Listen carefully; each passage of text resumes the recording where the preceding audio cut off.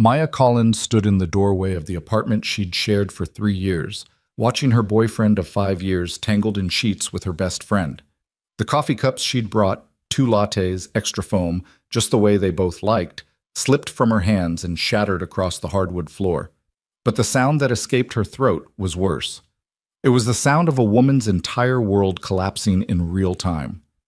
That night, she would make a decision that would change everything, booking a stranger for one night, not for intimacy, but to prove she wasn't destroyed. What she didn't know was that the man who would walk through that hotel room door wasn't the one she'd hired. And by morning, nothing would ever be the same. If you want to see where this story goes, stay with me until the end.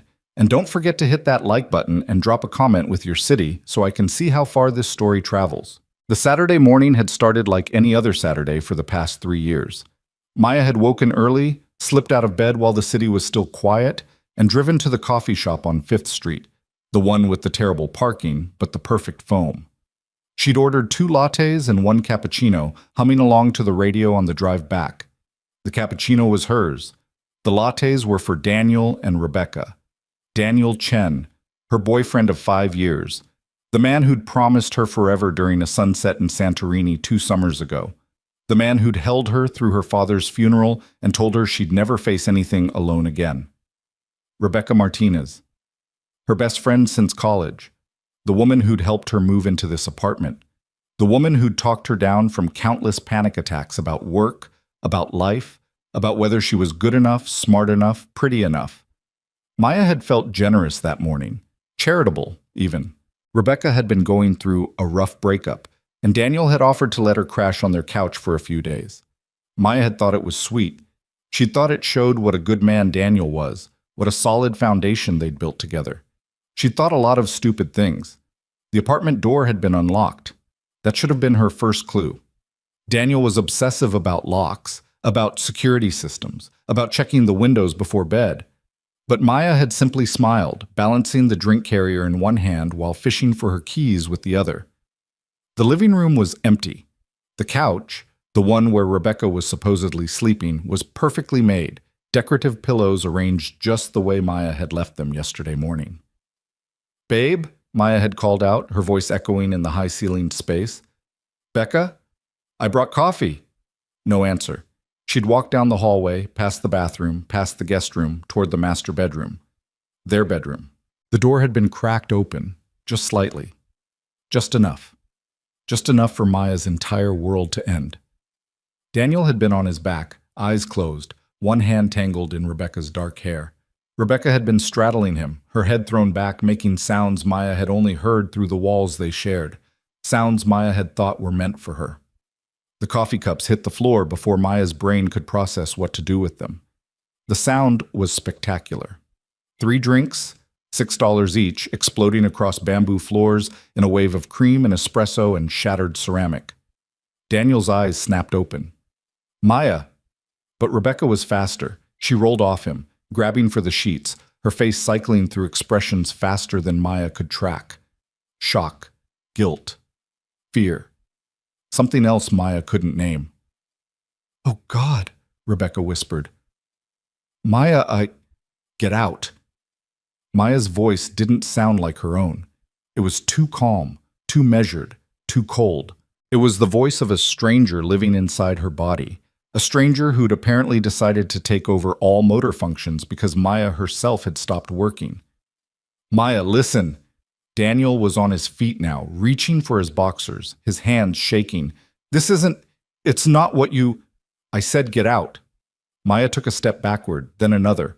Her heel caught in the puddle of spilled latte and she stumbled, catching herself against the door frame. "Both of you, get out of my apartment." "Your apartment?" Daniel's face was flushing now, shifting from panic to something uglier. "I've been paying half the rent for 3 years. The lease is in my name. Get out." She'd turned and walked away then, her legs moving on autopilot, carrying her back down the hallway, through the living room, out the door she'd entered through just 3 minutes ago. 3 minutes. That's all it had taken for 5 years to disintegrate. Maya had stood in the parking lot of her own apartment building for 20 minutes, staring at her car, trying to remember how to open the door. Behind her, she could hear shouting. Daniel's voice, raised and defensive. Rebecca's, high and pleading. The sound of drawers opening and closing. Footsteps on stairs. She didn't turn around. She didn't watch them leave. She just stood there, frozen, while her phone buzzed with incoming texts she wouldn't read for hours. When the sounds finally stopped, when the parking lot fell quiet again, Maya got in her car and drove. She didn't have a destination. She just drove through the streets of Seattle as the morning stretched into afternoon, as the sky shifted from pink to blue to gray. She drove past the restaurant where Daniel had proposed, not with a ring, just with a promise that one day soon he'd make it official. She drove past the bookstore where she'd first met Rebecca, both of them reaching for the same copy of a thriller neither of them ended up reading. She drove until the gaslight came on, until her hands were numb from gripping the steering wheel, until the sun started its descent toward the Olympics and she realized she had nowhere to go. Not home. Not to her mother's house, where she'd have to explain, have to say the words out loud. Not to any of her friends, because Rebecca had been her person, her emergency contact, her safe place to land. Maya pulled into a gas station somewhere in Belltown, filled the tank with hands that wouldn't stop shaking, and walked inside to pay. The fluorescent lights were too bright. Everything was too bright, too sharp, too real. Rough day? The clerk was maybe 19 with green hair and kind eyes. He was looking at Maya with the sort of gentle concern usually reserved for lost children and wounded animals. Something like that, Maya managed. You okay to drive? I'm fine. She wasn't fine. She was the opposite of fine. She was shattered coffee cups on bamboo floors. She was 5 years of wasted trust. She was the sound of her best friend moaning her boyfriend's name. Maya paid, left, sat in her car in the gas station parking lot, while the evening deepened around her. She pulled out her phone finally, bracing herself for the damage. 47 text messages, 12 missed calls, 3 voicemails. She deleted them all without reading or listening, every single one. Then she opened her browser and typed before she could think better of it. Seattle Escort Services. The search results loaded. Maya stared at them, her heart pounding so hard she could feel it in her throat. What was she doing? This was insane. This was absolutely insane. But something in her chest, something raw and wounded and desperately angry, pushed her forward. She clicked on the first link, then the second, then the third. An hour later, she'd narrowed it down to one agency. The website was professional, discreet, with reviews that mentioned respect and boundaries and safety. The prices made her wince, but she had her credit card in her hand before she could talk herself out of it. She didn't want intimacy. The thought of being touched right now made her skin crawl. She just wanted, what? Proof that she could still make decisions? Proof that she wasn't completely broken? Proof that she was more than the woman who'd been betrayed in her own bed? Maya booked a room at the Fairmont Olympic Hotel, somewhere she'd never been with Daniel, somewhere with no memories attached. Then she filled out the agency's intake form, her fingers moving faster than her thoughts. Companionship only. No physical contact beyond what's necessary for appearances. Just need someone to sit with me for a few hours. We'll pay full rate. She submitted the form, received a confirmation email, stared at her phone screen until the words stopped making sense. What had she just done? Maya drove to the hotel in a daze, checked in with a smile that felt like a mask, rode the elevator to the 8th floor with her overnight bag clutched to her chest. The room was beautiful, all soft grays and clean lines, with a view of Elliott Bay that probably cost extra. She stood at the window and watched the ferries cutting through dark water, their lights bright against the gathering night. Behind her reflection in the glass, she could see the room, the king-size bed with its crisp white linens, the sitting area with its elegant couch and coffee table, the bathroom visible through an open door, all marble and chrome. This was stupid. This was so incredibly stupid. Maya was reaching for her phone to cancel, to apologize, to admit she'd made a terrible mistake, when someone knocked on the door. Her heart stopped, then restarted at triple speed. "Just a minute," she called, her voice barely audible. She crossed to the door, checked the peephole out of habit, saw a man's silhouette in the hallway. Tall, broad-shouldered, face turned slightly away. Maya took a breath. Another. Then she opened the door. The man standing in the hallway wasn't what she'd expected. He was in his early 30s, dressed in dark jeans and a navy sweater that looked expensive but understated. His hair was dark, slightly tousled, and his face was tired. That was the first thing Maya noticed. Not handsome or forgettable or anything in between, just tired with shadows under dark eyes and tension in his jaw that suggested he'd had a day almost as bad as hers.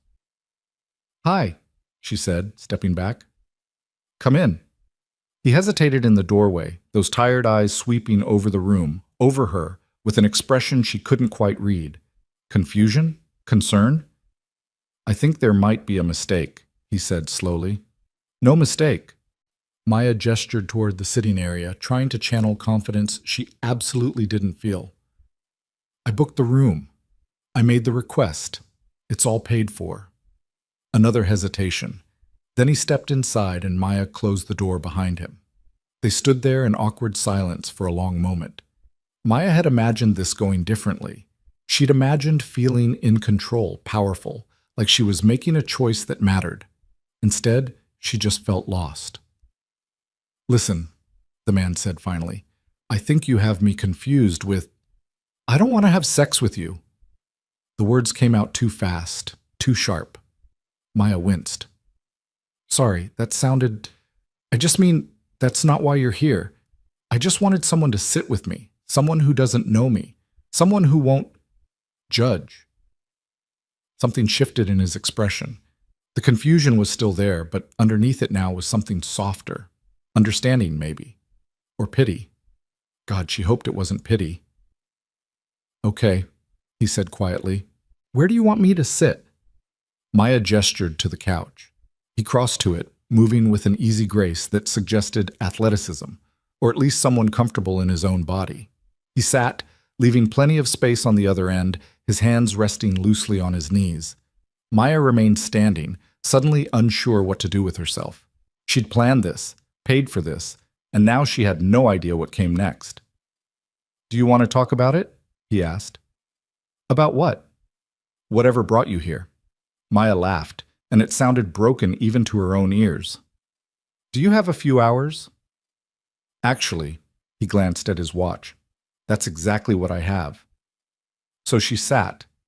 Not on the couch, she couldn't quite manage that yet, but on the floor across from him, her back against the bed, her legs stretched out in front of her.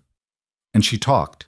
She told him about Daniel and Rebecca, about the coffee cups and the sounds and the way her whole life had shattered in the space between one heartbeat and the next. She told him about driving aimlessly, about the gas station clerk with green hair, about the search terms she'd typed into her browser while sitting under fluorescent lights. She told him everything except her name. And he listened. He didn't interrupt, didn't offer platitudes, didn't try to fix anything. He just sat there on the couch, his dark eyes steady on her face, and listened like her words actually mattered.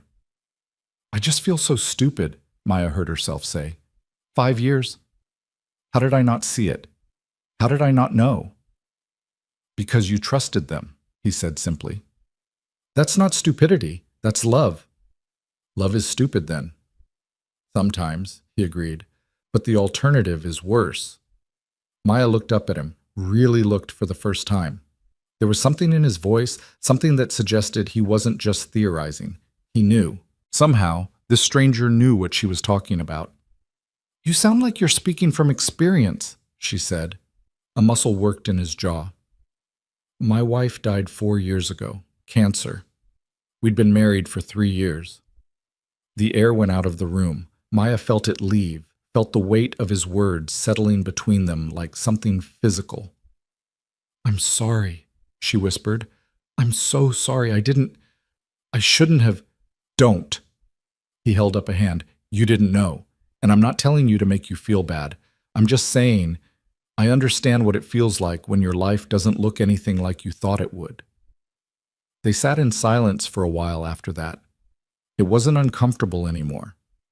It was something else, something almost companionable. Two people who'd been broken in different ways sharing the same space. "Can I ask you something?" Maya said eventually. "Sure. Why are you being so nice to me?"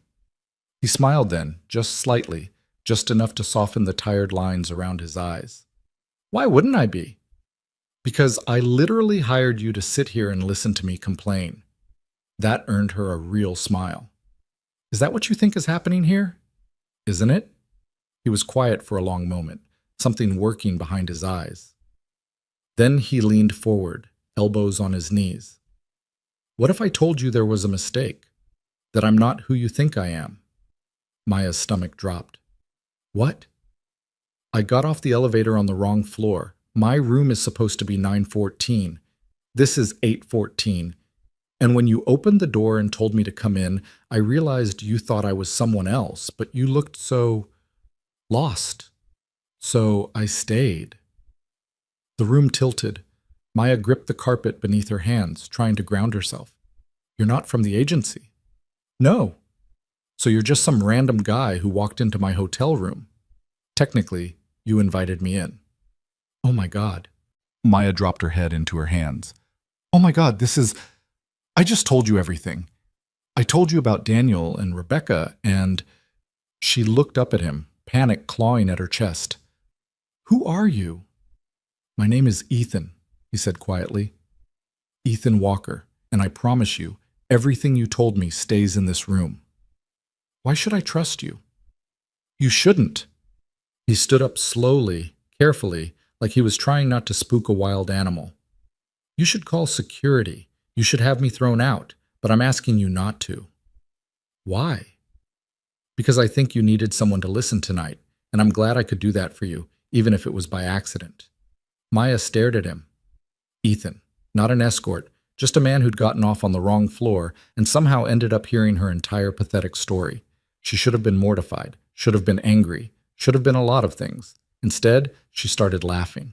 It started as a giggle, high and slightly hysterical, and built into something bigger. Soon she was doubled over, tears streaming down her face, laughing so hard she couldn't breathe.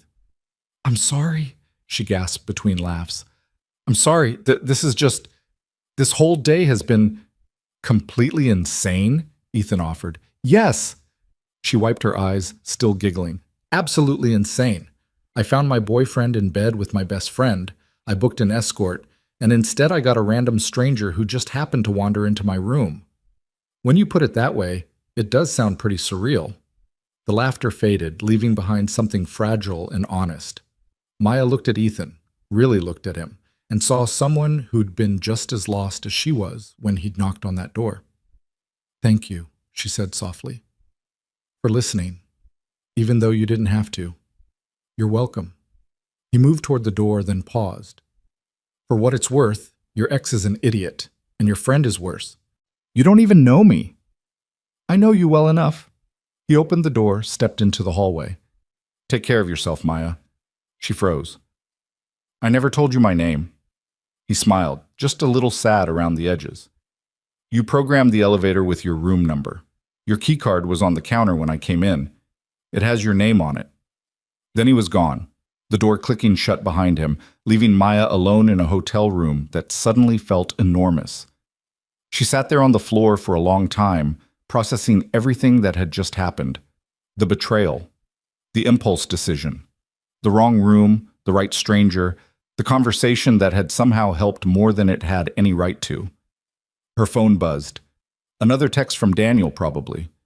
Or Rebecca, or one of the dozen mutual friends who'd undoubtedly heard by now. Maya silenced it without looking. Then she stood up, crossed to the bed, and lay down on top of the covers. She stared at the ceiling and tried to remember how to feel anything other than numb. Somewhere around midnight, she finally fell asleep, still in her clothes, still trying to make sense of a day that had started with coffee cups and ended with a stranger who'd listened like her pain actually mattered. When she woke, the sun was streaming through the windows and someone was knocking on her door. Maya stumbled to answer it, expecting housekeeping or room service she hadn't ordered. Instead, she found a hotel employee with an apologetic expression and an envelope. Miss Collins, this was left at the front desk for you. Maya took the envelope with numb fingers, closed the door, and sat on the edge of the bed before opening it. Inside was a single card, heavy stock, with just a few words written in confident handwriting. You're not broken. You're just breaking through to something better. Maya read it 3 times. Then she tucked it into her wallet, next to her credit cards and her driver's license and all the other pieces of her supposedly organized life. She showered, dressed, checked out, drove home through Sunday morning traffic, past the restaurant with its empty promises, past the bookstore where friendships began and ended. When she pulled into her parking lot, Daniel's car was gone. Rebecca's was gone. For the first time in 12 hours, Maya was truly alone. She went upstairs, opened the door to her apartment, and stood in the entryway taking inventory. The coffee stains were still on the floor. She'd deal with those later. The bed was unmade, sheets twisted. She'd burn those tomorrow. But for now, she had work to do. Maya spent the rest of Sunday cleaning, organizing, erasing every trace of Daniel Chen from her life. She boxed up his clothes, his books, his collection of craft beer he'd never actually drank. She bagged Rebecca's overnight things, the toothbrush by the sink, the phone charger on the coffee table, the jacket hanging by the door. By evening, her apartment looked like hers again. Just hers, clean and empty and ready for something new. Her phone rang while she was taking out the last of the trash. Unknown number. Maya almost didn't answer, but something made her swipe to accept. Hello? Ms. Collins, this is Jennifer Park from Pacific Marketing Solutions. Maya's heart stuttered. Pacific Marketing Solutions, one of the biggest agencies in Seattle. She'd applied there 6 months ago, gotten a polite rejection email, moved on. Yes? We have your resume on file and we'd like to schedule an interview for our senior marketing director position. Would you be available Tuesday morning? Maya looked around her empty apartment, at the boxes stacked by the door, at the clean slate she'd spent all day creating. Yes, she said. Tuesday morning works perfectly. She hung up in a daze. An interview at PMS for a director position. Maybe Ethan was right. Maybe she wasn't breaking. Maybe she was breaking through. Maya smiled just a little and went inside to start preparing for whatever came next. Tuesday morning arrived with the kind of clarity that only comes after a storm. Maya stood in front of her bathroom mirror, applying mascara with steady hands, and barely recognized the woman staring back at her. It had been 48 hours since she'd found Daniel and Rebecca together. 48 hours since she'd made the worst decision of her life, or maybe the best one, depending on how she looked at it.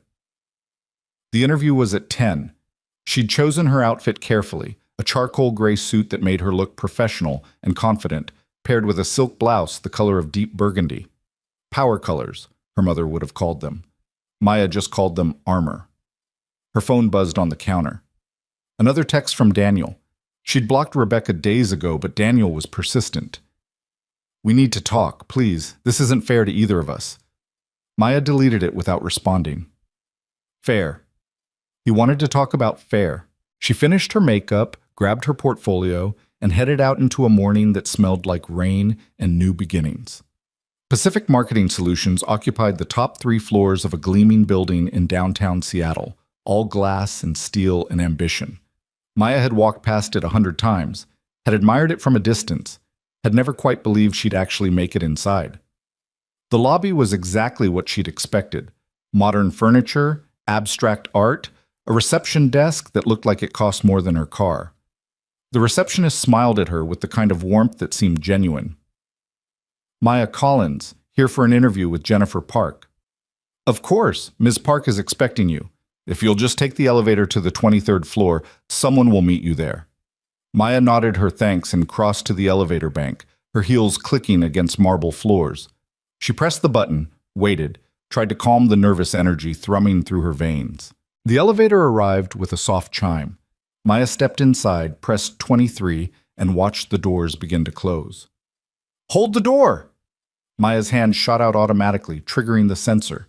The doors bounced open again, and a man rushed inside, slightly breathless. Thanks, I appreciate... He looked up, and the words died in his throat. Maya's heart stopped.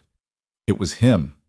Ethan, the stranger from the hotel room, the man who'd listened to her fall apart and then disappeared with nothing but a note about breaking through. He looked different in daylight, in a tailored suit that probably cost more than her entire outfit. His hair was neatly styled, his face clean-shaven, and those tired eyes were sharper now, more alert, but it was definitely him. Maya, he said, and her name in his voice sent something electric down her spine. Ethan. She couldn't quite manage more than that. Her brain was trying to process what he was doing here, in this building, in this elevator, looking like he belonged here. What are you... I work here, he said, just as the elevator started rising. What are you doing here?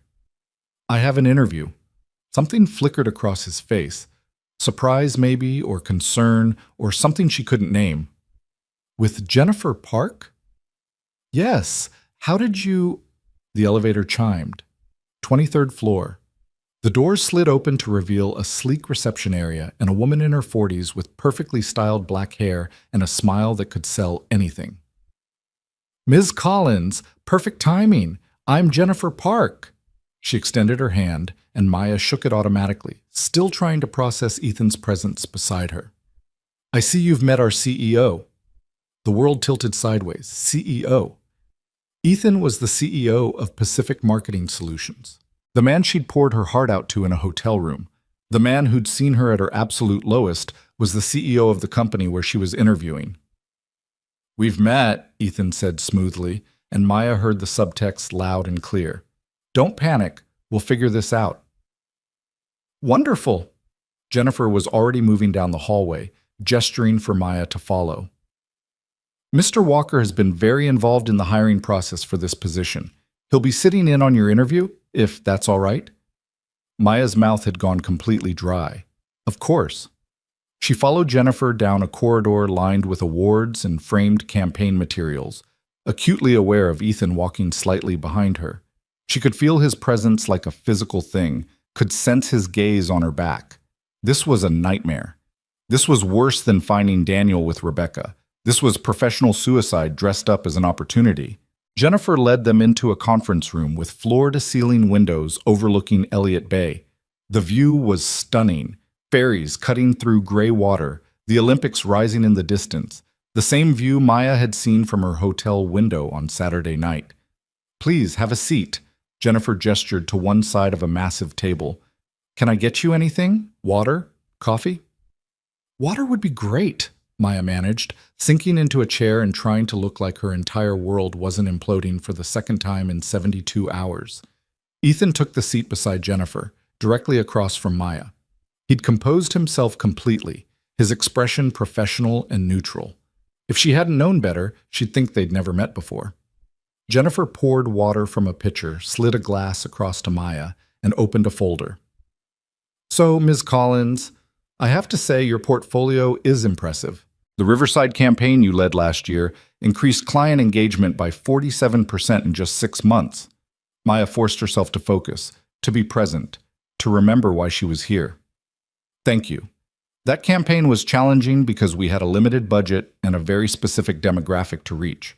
We decided to focus on authentic storytelling rather than traditional advertising. And it clearly worked. Jennifer made a note. Tell me about your approach to team leadership. The senior marketing director position would put you in charge of 8 direct reports. Maya could do this. She'd been preparing for questions like this her entire career. She talked about collaborative environments, about empowering team members, about clear communication and shared goals. She talked about failures and what she'd learned from them, about risks that paid off and risks that didn't. And through it all, she felt Ethan watching her. Not like he was judging, more like he was seeing something Jennifer couldn't. What would you say is your biggest weakness? Jennifer asked, 20 minutes into the interview. It was a standard question, one Maya had answered a dozen times. But with Ethan sitting across from her, knowing what he knew about her, the answer felt different. I trust too easily, she said quietly. I give people the benefit of the doubt, and sometimes that comes back to hurt me. But I'm learning to trust my instincts more, to recognize when something feels off. Jennifer nodded, making another note. But Ethan's expression shifted just slightly, a flicker of understanding that told Maya he heard what she wasn't saying. The interview continued for another 30 minutes. They discussed campaigns, strategies, client management, company culture. Maya fell into the rhythm of it, letting her expertise carry her through questions about market analysis and brand positioning. Finally, Jennifer closed her folder and smiled. I think we've covered everything I needed to know. Mr. Walker, do you have any questions for Ms. Collins? Ethan had been mostly quiet throughout the interview, occasionally asking a clarifying question, but largely letting Jennifer lead. Now he leaned forward, his dark eyes locked on Maya's. Just one, he said. What are you looking for in your next position? Not the job description answer, the real one. Maya met his gaze and didn't look away. I want to work somewhere that values integrity, where people say what they mean and mean what they say, where I can trust that the person sitting across from me is being honest, even when the truth is uncomfortable. Something passed between them, a recognition, an acknowledgement of everything they weren't saying out loud. That's what we try to build here, Ethan said softly. A culture of honesty. Jennifer stood, seemingly oblivious to the undercurrent in the room. Thank you so much for coming in, Ms. Collins. We'll be in touch by the end of the week with our decision. Maya shook her hand, gathered her portfolio, and stood on legs that felt unsteady. She was almost to the door when Ethan spoke again. Ms. Collins, could I have a word privately? Jennifer's eyebrows rose slightly, but she smiled. Of course. I'll walk you out after, Ms. Collins. She left, closing the door behind her. And suddenly Maya was alone with Ethan in a conference room overlooking the city, and neither of them was pretending anymore. I didn't know, Maya said immediately. I had no idea you worked here. If I'd known, you would have canceled the interview. Yes. Ethan stood, crossed to the windows, his back to her. I need you to understand something. Your interview today had nothing to do with Saturday night. Jennifer has been tracking your work for months. She reached out to you because you're good at what you do. But you knew, Maya said. When you saw me in the elevator, you knew I was here to interview. I suspected. I didn't know for sure until Jennifer confirmed it. He turned to face her. And I want to be very clear about something else. Whatever happens with this job offer, if we make you an offer, it will be based entirely on your qualifications, not on what happened between us. Nothing happened between us. Exactly. His voice was firm. Nothing happened. You needed someone to listen, and I listened. That's all. It doesn't change the fact that you're an exceptional candidate for this position. Maya wanted to believe him. God, she wanted to believe him. But the timing of it all felt wrong, felt too convenient, felt like the universe was playing some kind of cosmic joke at her expense. I can't work here, she said. Not like this. Not knowing what you know about me. What do I know? Ethan moved closer, stopping a respectful distance away. I know you've been hurt. I know you're stronger than you give yourself credit for. I know you drove around Seattle for hours because you didn't have anywhere else to go. But none of that changes the fact that you're brilliant at your job. You don't know that. I looked at your portfolio, Maya. I read your case studies. I saw what you did with limited resources and a team that was half the size it should have been. You're exactly what this company needs. She shook her head, blinking back tears she refused to let fall. This is too complicated. It doesn't have to be. Ethan's voice was gentle now, the same tone he'd used in the hotel room when she'd been falling apart. Here's what's going to happen. Jennifer and I will discuss all the candidates. We'll make a decision based on qualifications alone.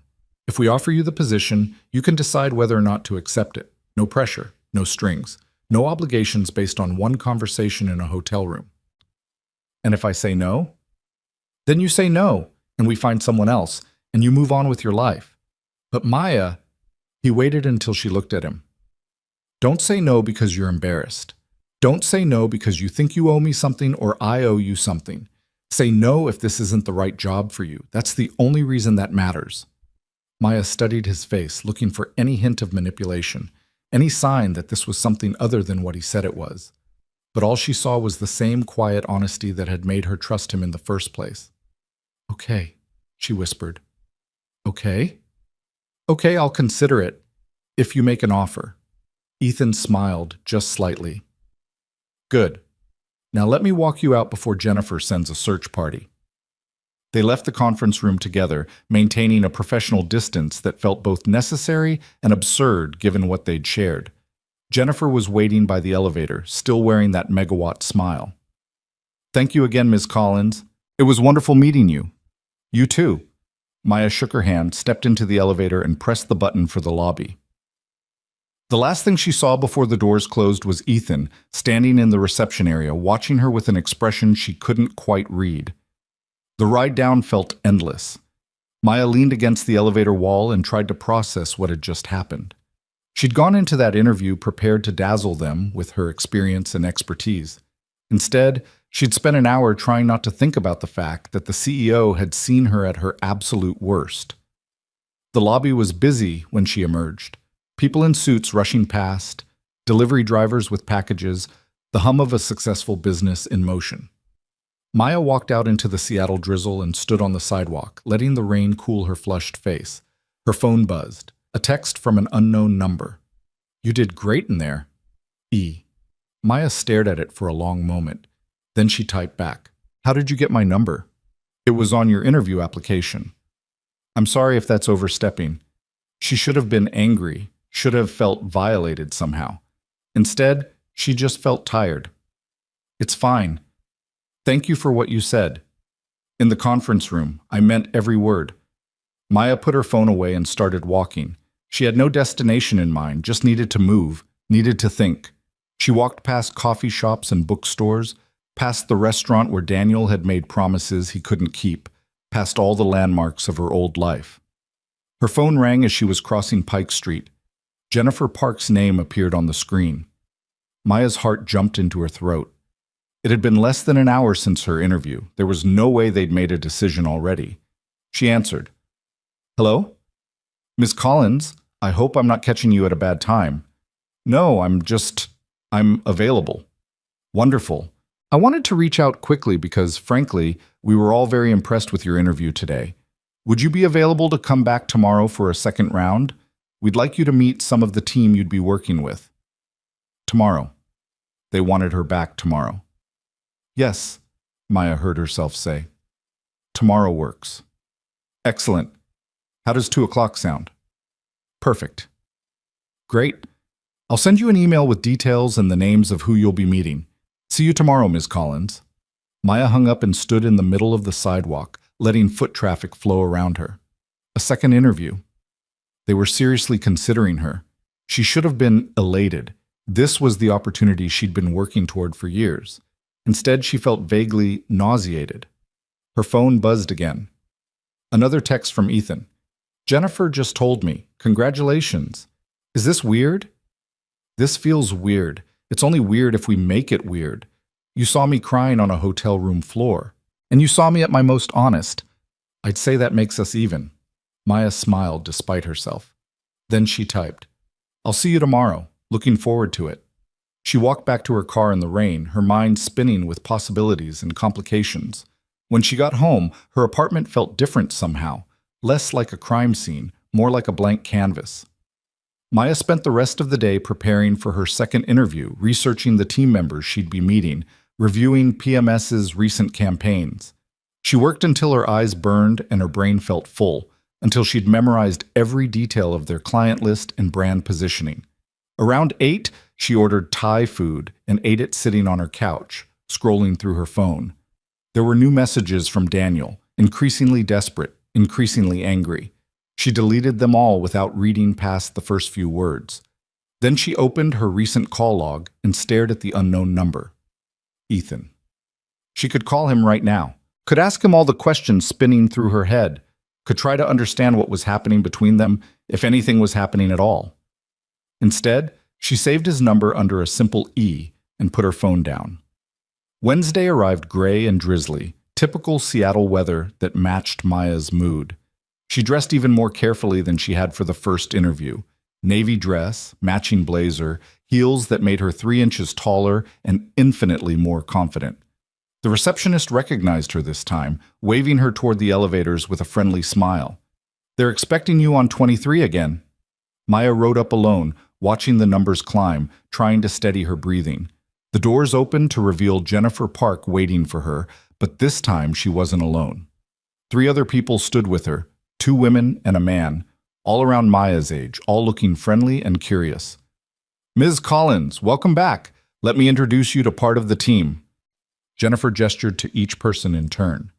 "This is Sarah Chen, our creative director, Marcus Thompson, senior account manager, and Amanda Rodriguez, who leads our digital strategy team." Maya shook hands with each of them, noting the genuine warmth in their greetings. These weren't people going through the motions, they actually seemed interested in meeting her. "We thought it would be helpful for you to meet some of the people you'd be working closely with," Jennifer explained. "And we've set up a working session rather than a formal interview. We'd like to see how you think on your feet."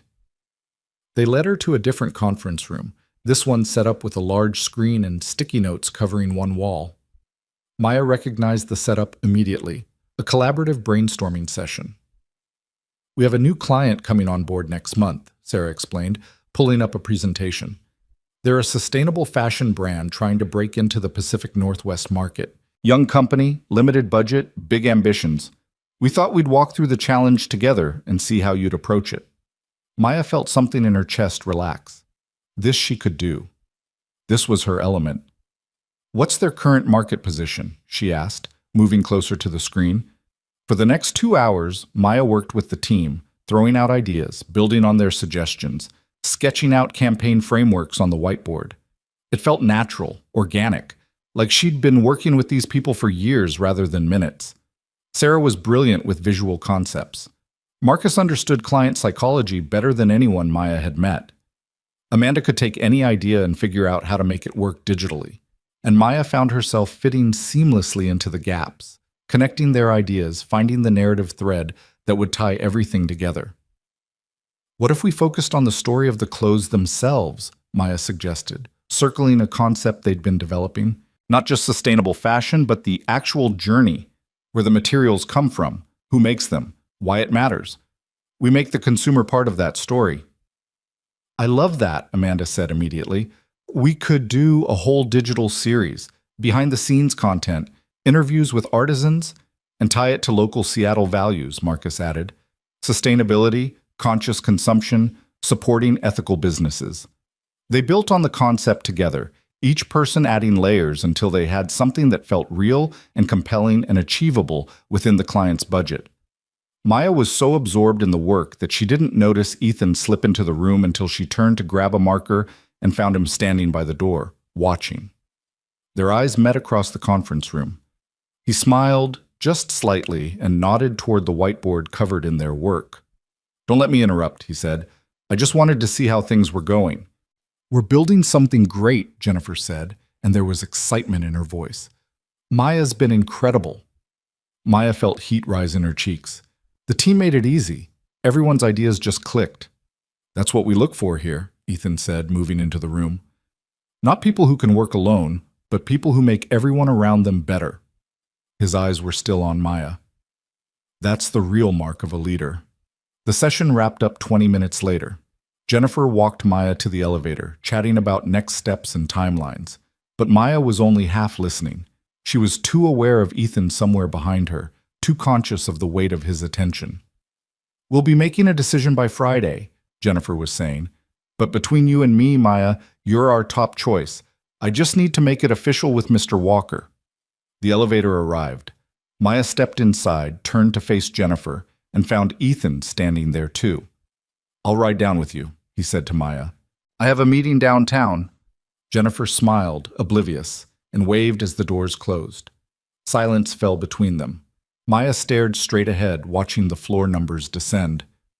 "You were brilliant up there," Ethan said quietly. "Thank you." "I meant what I said, about making people better. I watched you work with that team, and you brought out the best in all of them." Maya finally looked at him. "Is this appropriate? You talking to me like this?" "Probably not." He smiled ruefully. "But I'm finding it very hard to maintain professional distance when I keep being impressed by you." "Ethan, I know this is complicated, but I need you to hear something." He stepped closer, lowering his voice even though they were alone. "When we make you the offer, and we will, it won't be because of what happened Saturday. It'll be despite it. Because you're that good, Maya. Good enough that I'm willing to make things awkward to have you on this team." The elevator reached the lobby. The doors opened onto the busy atrium, onto the real world where they had to be CEO and candidate instead of two people who'd somehow found each other in the wreckage. "I'll think about it," Maya said. "When you make the offer, I'll really think about it. That's all I'm asking."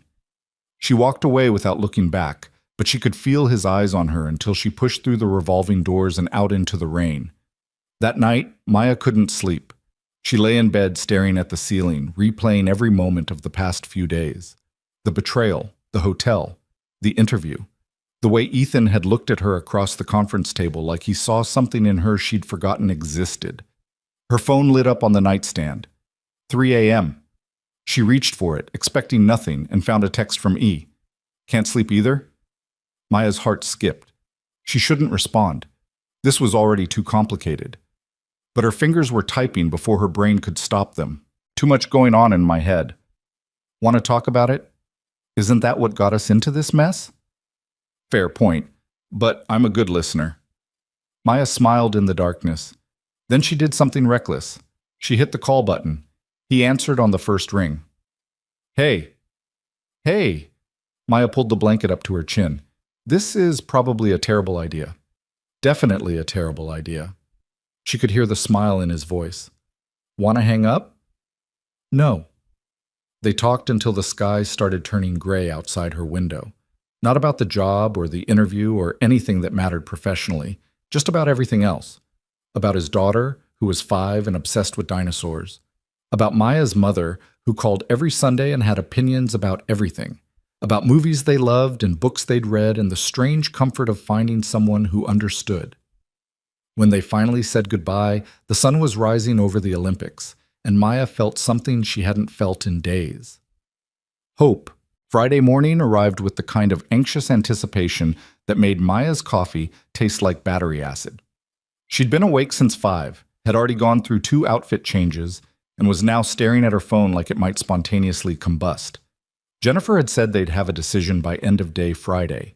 It was currently 8:37 in the morning, which meant Maya had at least 8 more hours of this particular torture. Her phone buzzed. Not a call, just a text from her mother.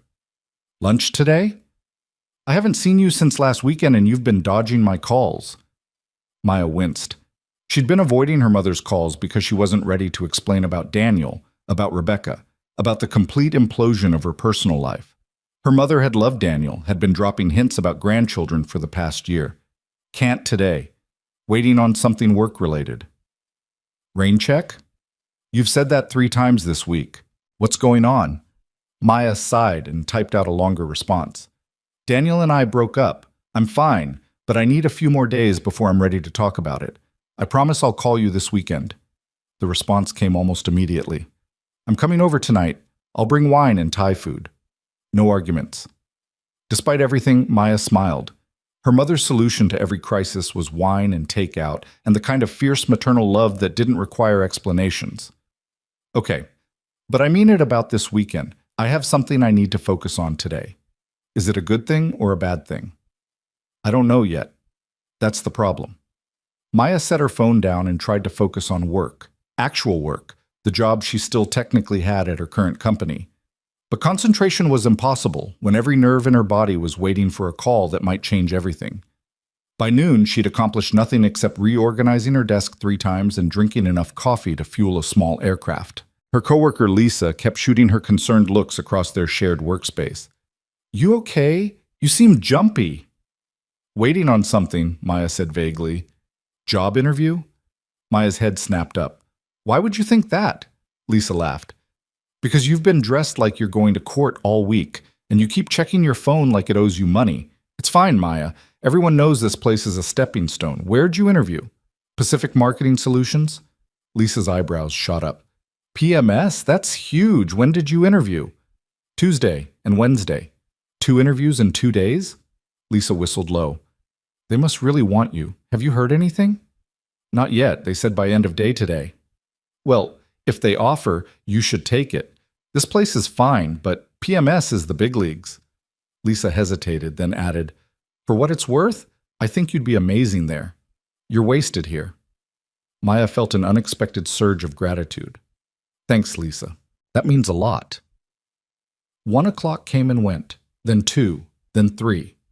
Maya was seriously considering whether it would be inappropriate to just call Jennifer and ask when her phone finally rang at 3:47. Unknown number, but she knew who it was before she answered. Maya Collins. Ms. Collins, it's Jennifer Park from Pacific Marketing Solutions. Maya's heart stopped, restarted, tried to climb out of her chest. Hi, Jennifer.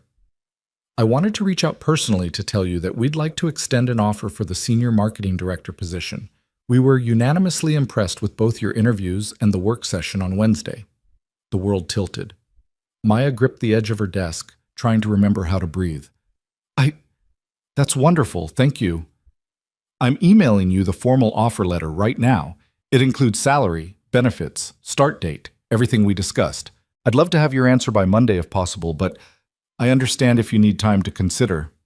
Monday works, Maya managed. And Jennifer, thank you. Really. We're thrilled to have you, Maya, pending your acceptance, of course. I'll let you review the offer, and please don't hesitate to call if you have any questions. They hung up. Maya sat frozen at her desk, staring at nothing, while her email pinged with the incoming offer letter. Well? Lisa was practically bouncing in her chair. Don't keep me in suspense. They offered me the position. Lisa let out a whoop that turned every head in the office. I knew it! Oh my God, congratulations! When do you start? I haven't accepted yet. Are you insane? Of course you're accepting. Maya pulled up the email, scanned through the offer letter with hands that wouldn't stop shaking. The salary was 30% more than she was making now. The benefits were exceptional. The start date was 3 weeks out, which gave her time to give proper notice. Everything about it was perfect, except for the fact that the CEO had seen her at her absolute lowest, and she'd spent 3 a.m. on the phone with him talking about everything and nothing while the sun came up. Maya closed her laptop and grabbed her bag. I need to go. Where are you going? It's only 4. I need to think. She drove to Discovery Park without consciously deciding to, parked near the lighthouse, and walked out to the bluff overlooking Puget Sound. The wind was cold and sharp, carrying the smell of salt water and pine trees. Maya pulled out her phone and looked at the offer letter again. Then she scrolled through her recent messages until she found the conversation with E. She could text him, could ask him if this was really okay, if working together wouldn't make everything impossibly complicated. But she already knew what he'd say.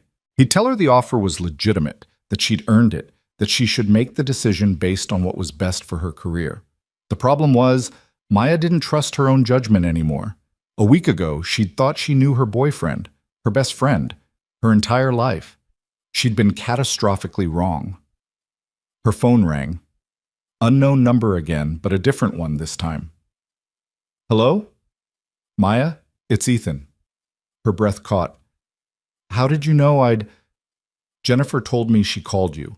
I wanted to reach out separately, not as your potential boss, just as someone who cares about what you decide. Ethan, I don't... Can you meet me? Not at the office. Somewhere neutral. I think we need to actually talk about this.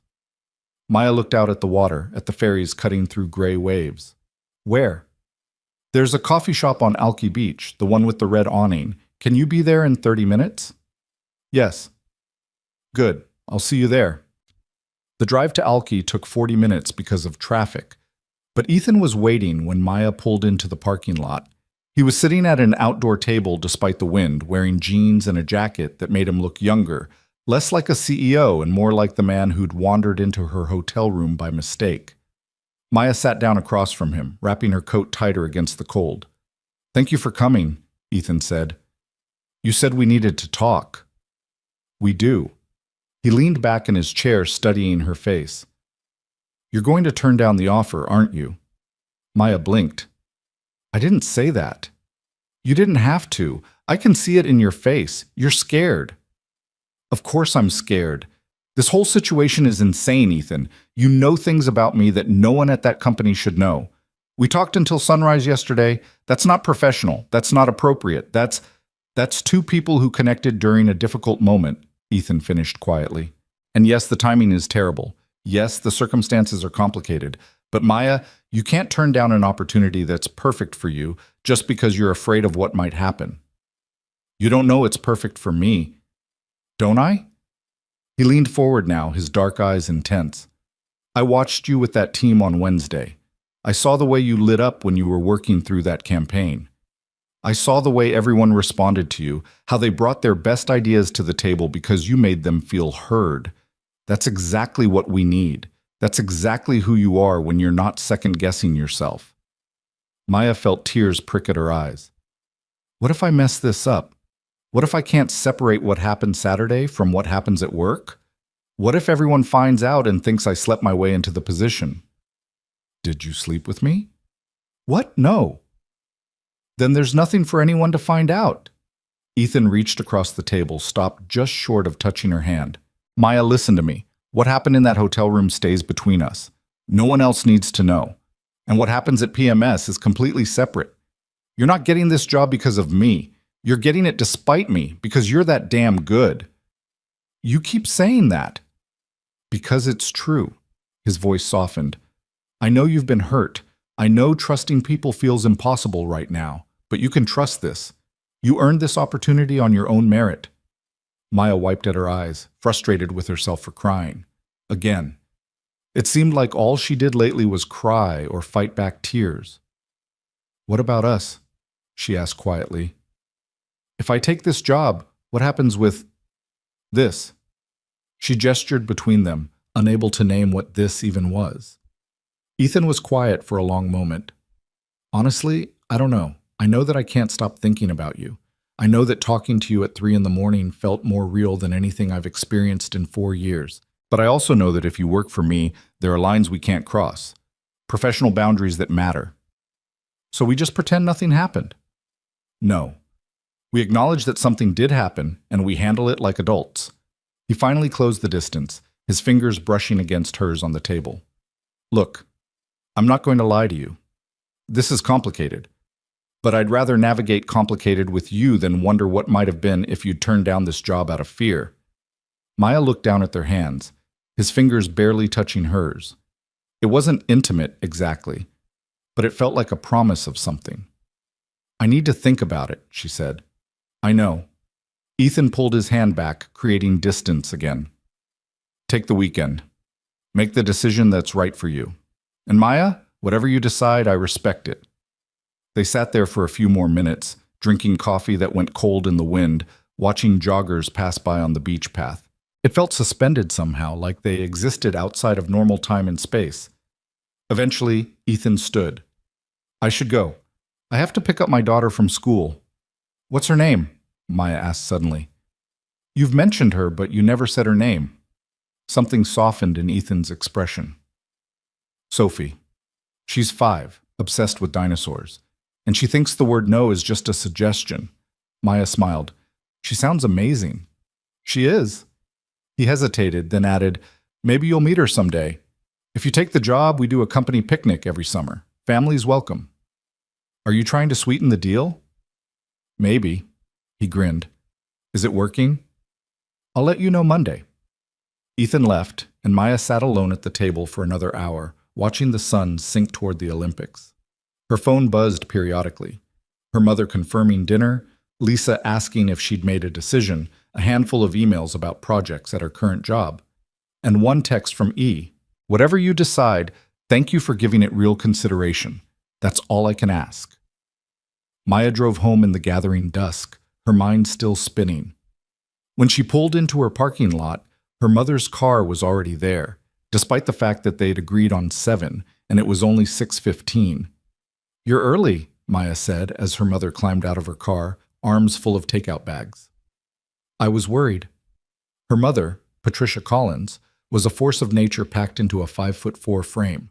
She had Maya's eyes and her late father's stubbornness, and right now she was looking at her daughter like she could see straight through to her soul.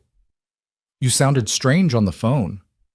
They went inside, and Patricia immediately started unpacking food while Maya got wine glasses down from the cabinet. For a few minutes, they moved around each other in comfortable silence, the way they had for years.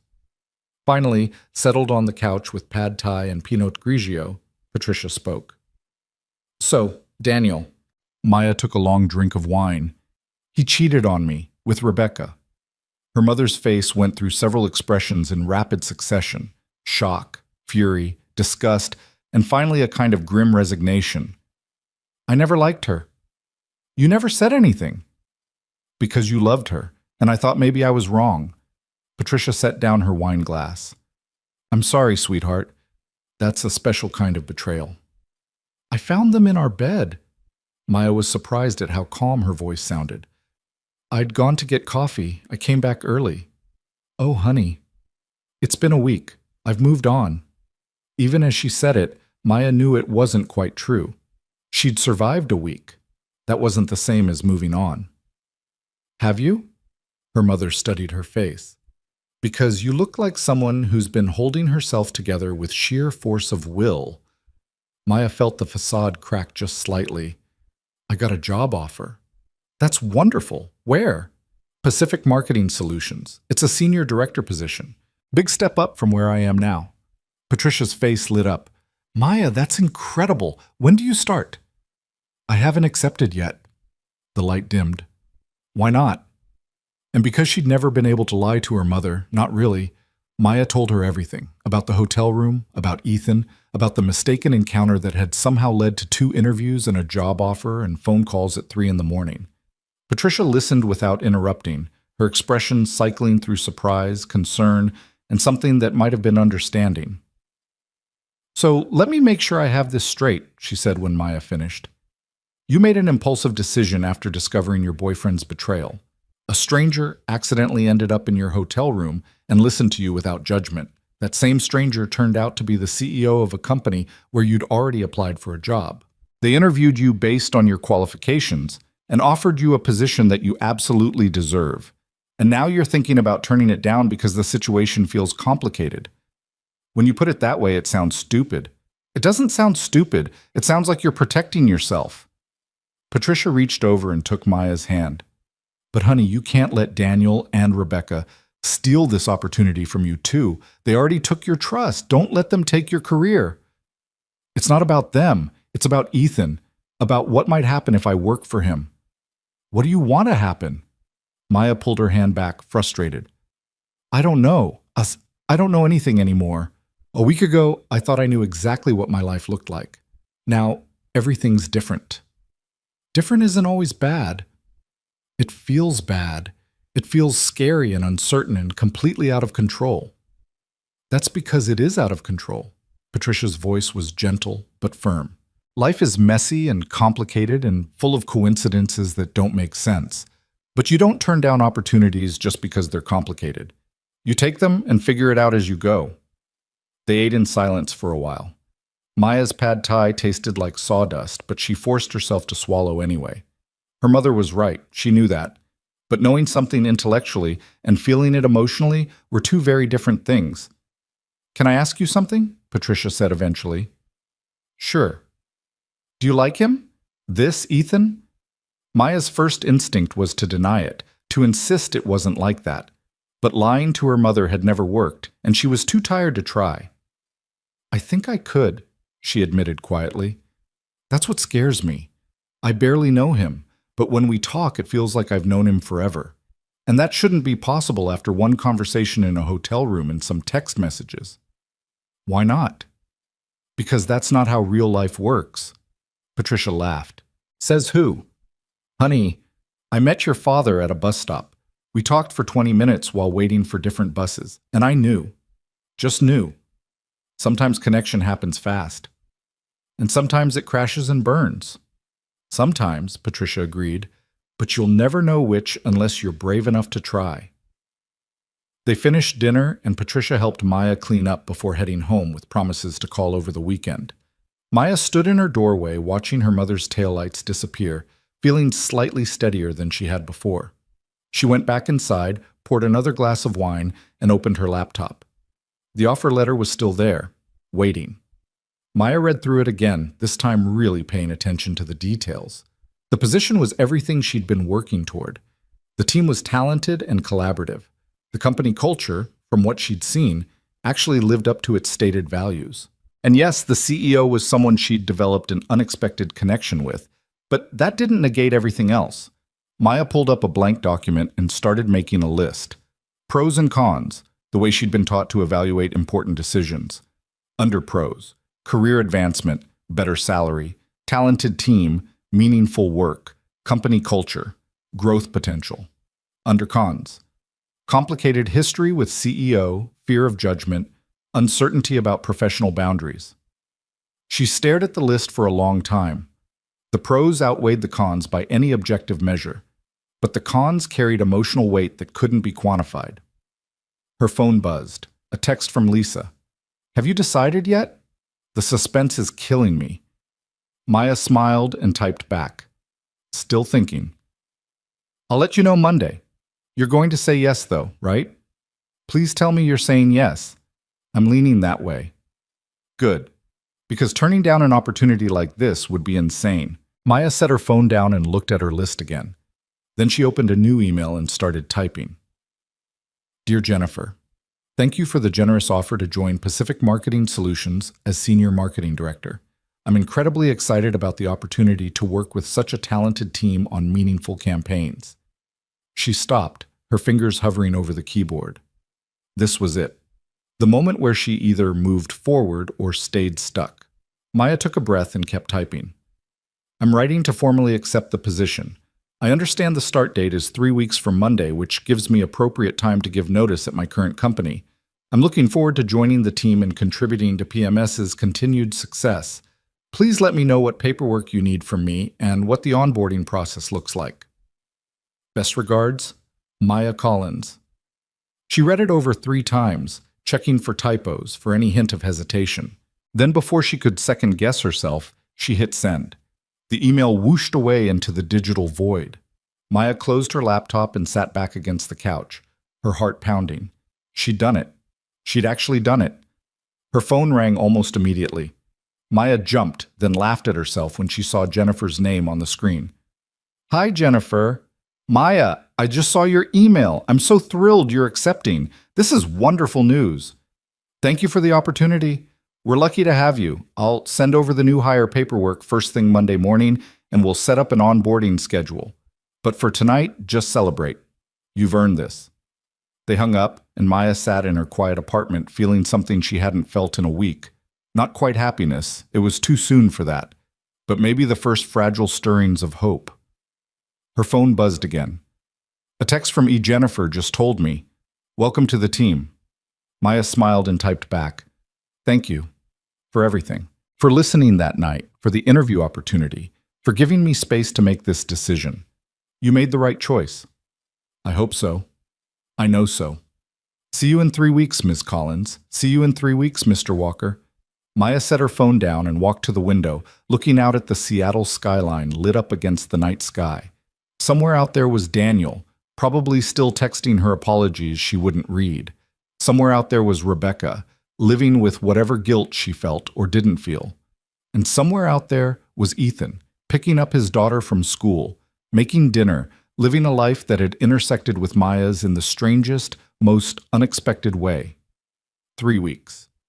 That's how long she had to finish projects at her current job, to pack up her desk, to prepare for the next chapter.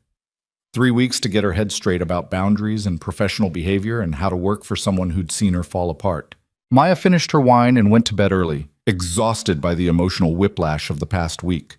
But for the first time since she'd walked in on Daniel and Rebecca, she fell asleep without crying. The weekend passed in a blur of practical tasks. Maya gave notice at her current company on Monday morning, enduring her boss's disappointment and Lisa's tearful congratulations. She started the paperwork for PMS, filling out forms and tax documents and emergency contact information. She also blocked Daniel's number, not out of anger anymore. That had faded into something closer to indifference, just because she was done carrying the weight of his guilt and his desperate need for forgiveness.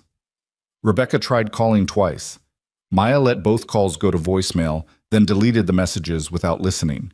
Some bridges, once burned, weren't worth rebuilding. On Wednesday afternoon, Maya's phone rang with an unknown number. She almost didn't answer, but something made her pick up. "Hello? Ms. Collins, this is Sarah Chen from PMS. I hope I'm not catching you at a bad time." "Not at all. Is everything okay?" "Everything's great. I just wanted to reach out personally to say how excited we all are that you're joining the team. The energy you brought to the brainstorming session last week was exactly what we need." Maya felt warmth spread through her chest. "Thank you, Sarah. That means a lot. I also wanted to give you a heads up. We have a campaign kickoff meeting your first day. The sustainable fashion client I mentioned, they signed on, and Mr. Walker wants you leading the account." Maya's stomach flipped. "He wants me leading it?" "He said you had the vision for it, so you should be the one to execute it. Is that okay? I know it's a lot to throw at you right away." "No, it's perfect. I'm honored." "Great. I'll send you the client brief later this week so you can review it before you start. And Maya, I'm really glad you're coming aboard. They hung up, and Maya sat staring at her phone in wonder. Ethan was giving her a major campaign on day one. That was either a massive vote of confidence or a test to see if she could handle the pressure. Maybe it was both. The final 2 weeks of her notice period crawled by with agonizing slowness. Maya wrapped up projects, transitioned her accounts, said goodbye to colleagues she'd worked with for years. Lisa threw her a goodbye lunch that was more emotional than Maya had expected. "Promise you'll keep in touch," Lisa said, hugging her fiercely. "And when you're famous and running some massive campaign, remember the little people." "I promise," Maya said, meaning it. On her last day, Maya packed up her desk and carried her box of personal items to her car. She sat in the parking lot for a moment, looking up at the building where she'd spent 3 years of her life. It had been fine, safe, comfortable, but she was ready for more than fine. Maya drove home, unpacked her box, and laid out her outfit for Monday. First day at Pacific Marketing Solutions. First day working for Ethan Walker. First day of whatever came next. She should have been terrified. Instead, she felt ready. Her phone buzzed with a text from E. "Big day on Monday. You ready?" "As ready as I'll ever be. You're going to be amazing. I have complete faith in you, even though you've only known me for 3 weeks, especially because I've only known you for 3 weeks. I've seen you at your worst and watched you turn it into your best." That's rare, Maya. She didn't know how to respond to that, so she just sent back a simple heart emoji. Then immediately regretted it, because hearts felt too intimate, too suggestive of things that couldn't happen between a CEO and his employee. But Ethan just sent back a smiley face, and Maya relaxed. Sunday night, she barely slept. Monday morning arrived with bright sunshine that felt like a good omen. Maya dressed in her power suit, the one she'd worn to her first interview, and drove to downtown Seattle with butterflies swarming in her stomach. The PMS building looked different now, not intimidating, but welcoming. Maya parked, walked through the lobby, and rode the elevator to the 23rd floor with her head held high. Jennifer was waiting when the doors opened, along with Sarah, Marcus, and Amanda. "Welcome to your first day," Jennifer said warmly. "We're so excited to have you here." They led her through the office, introducing her to people whose names Maya knew she'd forget and have to relearn. Everyone was friendly, curious, genuinely welcoming. No one looked at her strangely or seemed to know about the hotel room or any of it. Maybe Ethan had been right. Maybe the past could stay in the past. "Mr. Walker wanted to see you before the campaign meeting," Jennifer said, stopping outside a closed office door. "Just to welcome you officially."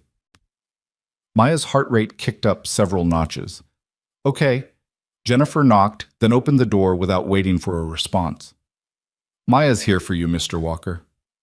"Perfect. Send her in." Maya stepped into Ethan's office, and the door closed behind her, leaving them alone for the first time since Alki Beach. He stood from behind his desk, and Maya was struck again by how different he looked in professional mode. Suit perfectly tailored, tie precisely knotted, every inch the successful CEO. But his eyes were the same, warm, knowing, kind. "Maya, welcome to PMS." "Thank you, Mr. Walker." His mouth quirked. "We should probably keep it professional in the office, but when it's just us, I'm still just Ethan." "Is it going to be just us very often?" "I hope not," he said honestly, "for both our sakes. But I wanted 1 minute alone to tell you something." He came around the desk, maintaining careful distance between them. "What you do here starts now. Clean slate. No history, no complications, just the work.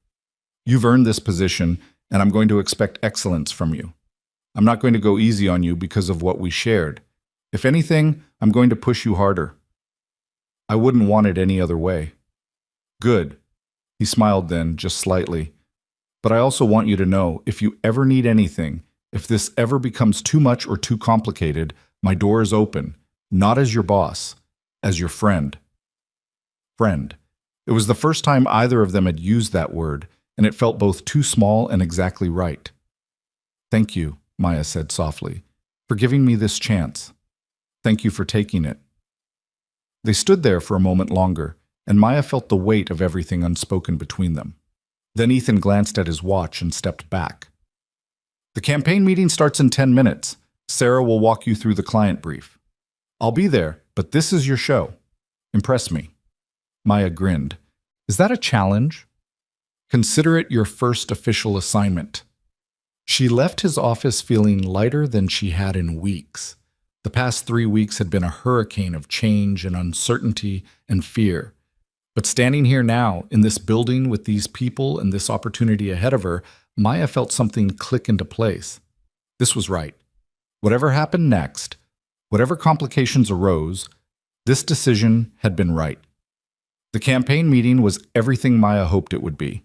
She presented her vision for the sustainable fashion client, building on the concepts they'd developed during her interview. The team responded enthusiastically, throwing out ideas and refinements and possibilities. And Ethan sat at the head of the table, listening, occasionally asking questions that pushed Maya to think deeper. He treated her exactly like he treated everyone else, with high expectations and genuine respect.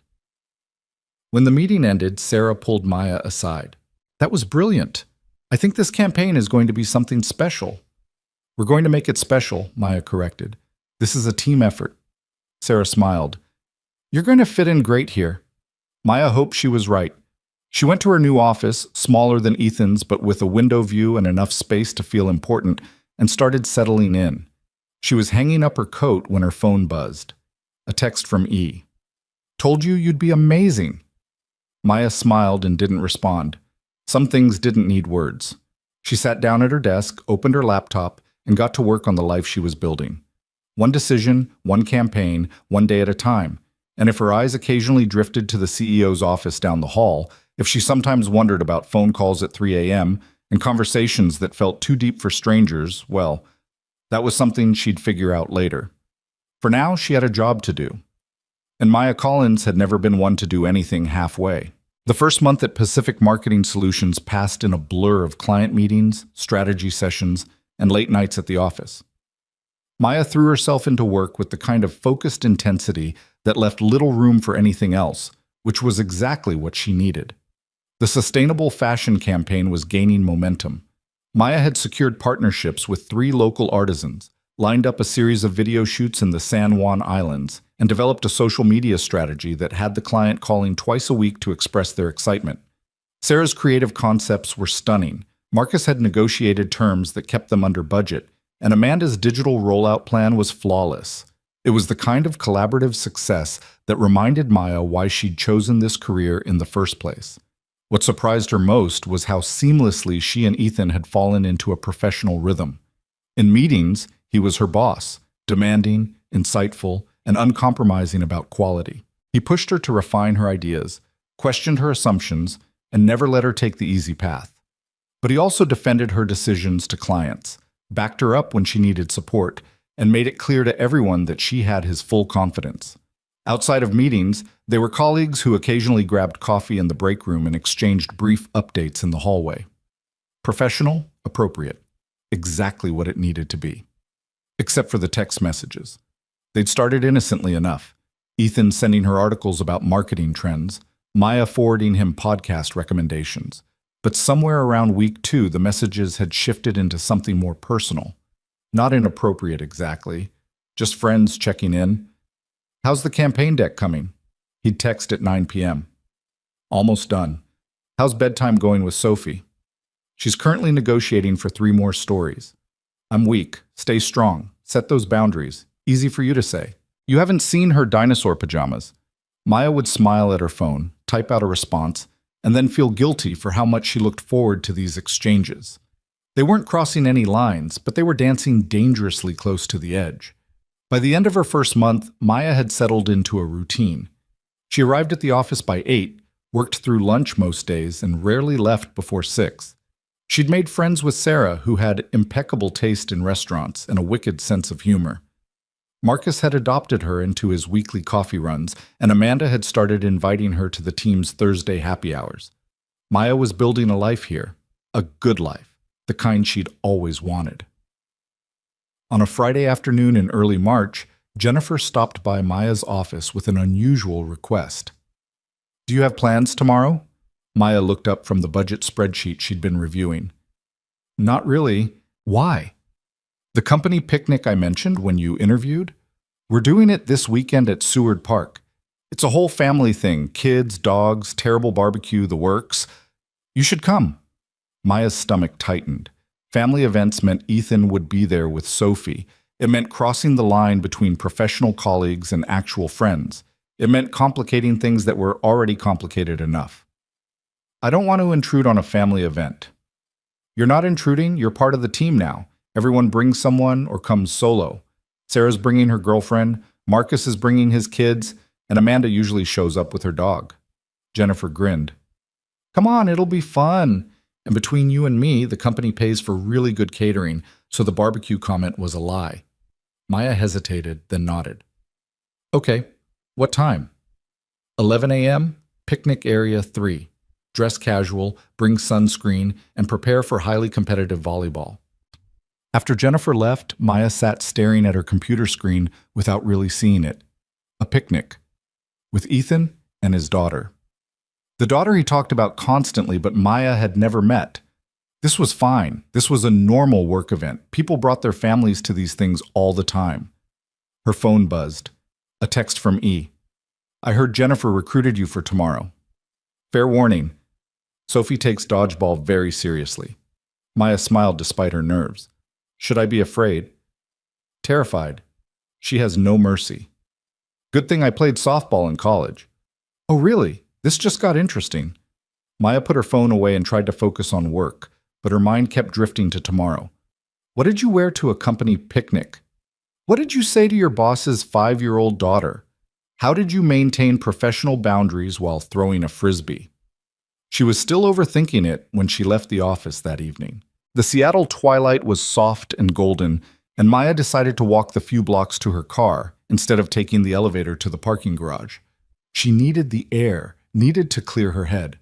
She was halfway down the block when she heard her name. Maya? She turned, and her heart sank. Daniel was standing on the sidewalk behind her, looking thinner than she remembered, with shadows under his eyes that suggested he hadn't been sleeping well. What are you doing here? Maya asked, her voice colder than she intended. I've been trying to reach you. You blocked my number. Yes, I did that on purpose.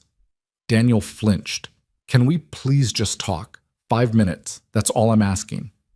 Maya looked at him, really looked, and felt nothing.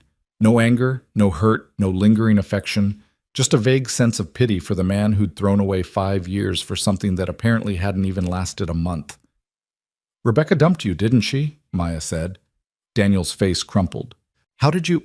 Because you look like I felt 6 weeks ago, and you wouldn't be here if you had somewhere else to go. Maya shifted her bag on her shoulder. I'm sorry she hurt you, Daniel. I really am, but that doesn't mean we need to talk. I made a mistake, the biggest mistake of my life. He took a step toward her. I know I don't deserve forgiveness, but I'm asking anyway. I love you, Maya. I never stopped loving you. You cheated on me with my best friend in our bed. Maya's voice was steady, almost gentle. That's not love, Daniel. That's betrayal. And I'm done carrying the weight of it. So that's it? 5 years and you're just walking away? You walked away the moment you decided she was worth more than our relationship. Maya turned to go, then stopped. For what it's worth, I hope you figure out whatever made you think that was okay. But you're going to have to do it without me. She walked away without looking back, and this time Daniel didn't follow. Maya's hands were shaking by the time she reached her car, but it was adrenaline, not pain. She'd faced him down, said what needed to be said, and walked away with her dignity intact. The girl who'd shattered coffee cups on the floor 6 weeks ago wouldn't have been able to do that. She drove home feeling lighter, freer, like she'd finally closed a chapter that had been hanging open too long. When she got to her apartment, she texted her mother. Saw Daniel today, told him we were done. I'm okay. The response came immediately. I'm proud of you, sweetheart. That took courage. It took 6 weeks of therapy and a lot of wine. Whatever works. Love you. Love you too. Maya ordered Thai food, took a long bath, and went to bed early. Tomorrow was the picnic, and she wanted to be rested for whatever complicated feelings it might bring.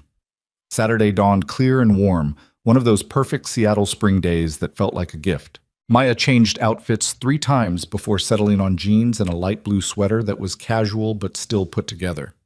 She pulled her hair into a ponytail, applied minimal makeup, and stared at herself in the mirror. "It's just a picnic," she told her reflection. "Stop being weird about it." Her reflection didn't look convinced. Seward Park was already busy when Maya arrived at 11:15. She could see the PMS group clustered around picnic area 3, colorful blankets spread on the grass, a volleyball net being assembled, kids running in chaotic circles. Maya grabbed the fruit salad she'd made that morning and headed toward the group, her heart beating faster with every step. Sarah spotted her first. "Maya, you made it!" She was standing with a woman Maya recognized from photos on her desk, tall, with short dark hair and an easy smile. "This is my girlfriend, Rachel. Rachel, this is Maya, the marketing genius I've been telling you about." "Please," Maya laughed, shaking Rachel's hand. "Sarah's being generous." "She really isn't," Rachel said warmly. "She's been raving about your campaign work. Something about artisan videos and authentic storytelling." They chatted for a few minutes before Marcus appeared with his 2 kids, a boy around 7 and a girl around 9, both with their father's bright smile. Amanda was there with her golden retriever, who immediately tried to steal someone's sandwich. It was chaotic and loud and genuinely fun, and Maya felt herself relaxing into it. Then she heard a child's voice, high and excited. "Daddy, can I go play on the swings?" Maya turned and saw Ethan walking toward the group with the little girl's hand in his.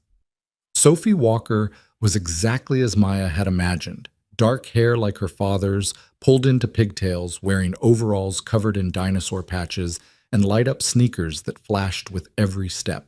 Ethan's eyes found Maya's across the crowd, and something passed between them. An acknowledgement, a shared awareness that this was the moment where professional and personal finally, inevitably, intersected. 5 minutes on the swings, Ethan told Sophie, then come back for lunch. 10 minutes? 7. Deal! Sophie took off running toward the playground, her light-up shoes leaving a trail of pink flashes. Ethan made his way over to Maya, carrying a cooler in one hand and a blanket under his arm. In jeans and a gray Henley with his hair slightly ruffled by the breeze, he looked nothing like the CEO who commanded boardrooms. He looked like a dad at a park, and something about that made Maya's chest ache. "You came," he said, setting down the cooler. Jennifer made a compelling case about the catering. "Smart woman." He spread the blanket out on the grass near where Maya was standing. "Fair warning, Sophie's been talking about this all week. She gets very intense about relay races." "So I've heard." They stood there for a moment, the comfortable ease of their text messages translating awkwardly to real life. Around them, people were laughing, kids were screaming, someone's dog was barking at a squirrel. "Daddy!" Sophie came running back, slightly breathless. "You said 7 minutes." "It's been 3. But I'm hungry now." Ethan sighed, but Maya could see the affection in it. "Sophie, this is Maya. She works with me at the office. Maya, this is my daughter Sophie." Sophie turned her full attention to Maya, studying her with the kind of unfiltered curiosity only children possess. "Do you like dinosaurs?" "I do," Maya said seriously. "Especially velociraptors." Sophie's face lit up. "Those are my favorite too. Most people say T-Rex because they're big, but velociraptors are smarter and they hunt in packs." "Exactly. Intelligence beats size every time." "I like her," Sophie announced to her father. Then to Maya, "Do you want to see my dinosaur collection? I brought some in my backpack." "Sophie, let Maya eat lunch first," Ethan said. "It's okay," Maya found herself saying. "I'd love to see your collection." Sophie grabbed Maya's hand with the unself-conscious trust of a child who'd been taught the world was safe and pulled her toward a backpack covered in stickers. For the next 15 minutes, Maya received a comprehensive education in dinosaur taxonomy, complete with demonstrations of how each dinosaur moved and sounded. Ethan watched from the blanket, unpacking sandwiches and trying not to smile too obviously. "You're really good with her," Sarah said, appearing beside him. "Sophie's easy to be good with." "I meant Maya." Sarah sat down on the edge of the blanket. "She's a natural. Has she mentioned kids of her own?" Ethan's expression shifted slightly. "We don't really talk about personal stuff." Sarah gave him a look that suggested she didn't believe that for a second. "Right. The way you two don't really look at each other across the conference table. Very professional. Sarah, I'm not judging. I'm just saying, I've worked with you for 4 years, Ethan. I've never seen you look at anyone the way you look at her. Sarah stood up, brushing grass off her jeans. Whatever's going on there, just be careful. For both your sakes. She walked away before Ethan could respond, leaving him sitting on the blanket watching Maya and Sophie arrange plastic dinosaurs in some elaborate battle scenario. The afternoon unfolded with the easy chaos of a company picnic. They ate lunch, and Sarah had been right about the catering. It was excellent. They played volleyball, with Maya demonstrating her college softball skills by serving 3 consecutive aces that had Sophie jumping up and down with excitement. They had a water balloon toss that ended with Amanda's dog eating several balloons, and everyone frantically Googling whether that was toxic. Through it all, Maya found herself pulled into Sophie's orbit. The little girl had apparently decided Maya was her new favorite person and insisted she be on her team for every game, sit next to her during snack time, and provide a running commentary on the superiority of velociraptors over all other dinosaurs.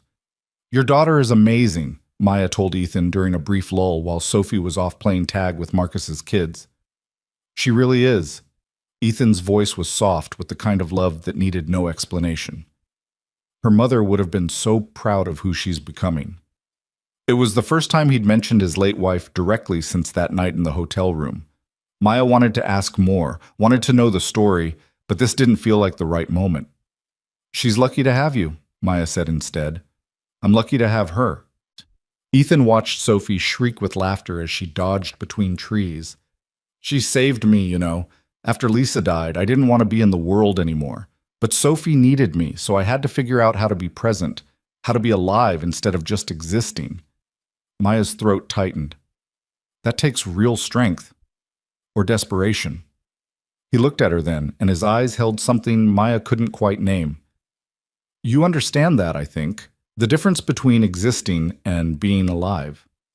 Before Maya could respond, Sophie came running back, grass-stained and gloriously messy. "Daddy, can Maya come to dinner with us, please? We're having pizza and she needs to help me explain to you why the Jurassic period is better than the Cretaceous period." Ethan looked at Maya, a question in his eyes. Every reasonable part of Maya's brain was screaming at her to say no, to maintain boundaries, to keep things professional, to not get more tangled up in Ethan Walker's life than she already was. "I'd love to," she heard herself say. Sophie cheered. Ethan smiled. And Maya realized she'd just made a decision that would change everything, again. The picnic wound down around 4. People started packing up blankets and corralling children, exchanging promises to see each other Monday. Sarah gave Maya a knowing look as she left with Rachel. Marcus's kids hugged Sophie goodbye with the intensity of best friends who'd see each other in 48 hours. Finally, it was just Maya, Ethan, and Sophie, loading the last of the supplies into Ethan's car. "Where should we go for pizza?" Ethan asked, buckling Sophie into her car seat. "Pagliacci's," Sophie announced. "They have the best pepperoni." "Pagliacci's it is." Ethan closed the door and turned to Maya. "You can follow us there, or ride with us and I'll bring you back for your car later." Maya looked at her car, then at Ethan's SUV where Sophie was already singing something about dinosaurs eating pizza. The smart choice was to follow in her own car, maintain her independence, keep an exit route available. "I'll ride with you," she said. They drove to Pagliacci's in Seward Park, with Sophie providing a continuous stream of commentary from the back seat. The restaurant was crowded with families, loud and cheerful and completely unpretentious. They grabbed a table in the back corner, ordered a large pepperoni pizza and garlic knots, and settled in. "Tell me about your favorite dinosaur," Maya said to Sophie. For the next 45 minutes, Maya got a graduate-level education in paleontology from a 5-year-old who knew more about the Mesozoic era than most adults. Ethan interjected occasionally with questions that showed he'd heard all of this before, but was still genuinely interested.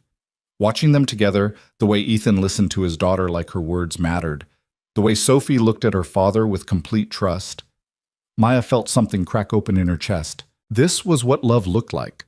Not grand gestures or expensive gifts or passionate declarations, just presence, attention, showing up. "Maya, do you have kids?" Sophie asked suddenly, mid-bite of pizza. "No, I don't." Do you want kids? Sophie, Ethan said gently. That's a personal question. It's okay, Maya said. I think so, someday, when I find the right person to have them with. Sophie considered this seriously. Daddy says my mom was the right person, but then she got sick and died. The restaurant noise faded into the background. Maya looked at Ethan, who'd gone very still. Your dad's right, Maya said softly. Your mom was the right person for him, and I bet she was amazing. She was, Sophie said matter-of-factly. I don't remember her very much because I was really little, but Daddy has pictures and he tells me stories. She had curly hair like mine and she liked to laugh. That sounds like a wonderful person to come from. Sophie nodded, apparently satisfied with this answer, and went back to her pizza. But Ethan was looking at Maya like she'd done something extraordinary by simply acknowledging his daughter's grief without trying to fix it. After dinner, they walked Sophie to a nearby playground to burn off the last of her energy before bedtime. Maya pushed her on the swings while Ethan watched from a bench, his expression unreadable in the fading light. Higher, Sophie demanded, her legs pumping. Any higher and you'll achieve orbit. Sophie giggled. That's not scientifically possible. The atmosphere extends to about 600 kilometers, and swings can't generate enough velocity to escape Earth's gravity. Maya laughed. You're absolutely right. My apologies for the scientific inaccuracy. Eventually, Sophie's energy began to flag. She climbed off the swing and came to lean against Maya's legs, suddenly shy. I had fun today, she said quietly. Me too. Can you come to the park with us again sometime? Maya looked at Ethan, who was watching them with an expression that made her heart stutter.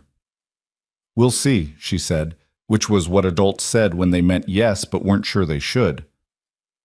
The drive back to Seward Park was quieter. Sophie fell asleep in her car seat within 5 minutes, her head tilted at an angle that would definitely give her a neck ache.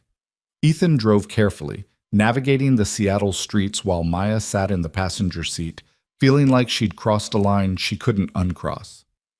Thank you, Ethan said quietly, so as not to wake Sophie. For today. For being so good with her. She made it easy. She did. But you made it special. He glanced at her briefly before returning his attention to the road. She doesn't warm up to people like that often. You're the first person from work she's ever asked to see again. Maya didn't know what to say to that, so she said nothing. They drove in companionable silence until they reached the parking lot where Maya's car was waiting. Ethan pulled up next to it, but didn't immediately unlock the doors. Maya, I need to say something. Her heart rate kicked up several notches. Okay. Today was perfect, maybe too perfect. He turned in his seat to face her. And that scares me because I don't know how to navigate this. You work for me. There are rules, expectations, professional boundaries that matter. But I also can't stop thinking about you. About conversations at 3 a.m., about the way you understood my daughter without trying. About how different my life feels since you walked through that hotel room door. Maya couldn't breathe. Ethan, I'm not asking for anything, he continued. I just needed you to know that this is complicated for me too, that maintaining professional distance is getting harder every day, and that I don't know what to do about it. In the back seat, Sophie stirred slightly, and Ethan immediately lowered his voice even more. Maya looked at this man, this kind, damaged, brilliant man who'd listened to her fall apart and then given her an opportunity to rebuild, and felt her carefully constructed walls crumbling. I don't know what to do about it either, she admitted. But Ethan, we can't. You're my boss. I just started this job. If anyone found out, I know all of that. He ran a hand through his hair, frustrated. That's why I've been trying so hard to keep things professional. But then you show up at a picnic and spend the afternoon making my daughter laugh, and I realize I'm fighting a losing battle. So what do? We be smart about this. We maintain boundaries at work. We don't cross lines that could hurt your career or compromise my position. He met her eyes. And we figure out if what's between us is real or just two broken people finding comfort in each other. And how do we do that while maintaining boundaries? Ethan smiled, sad and a little helpless. I have absolutely no idea.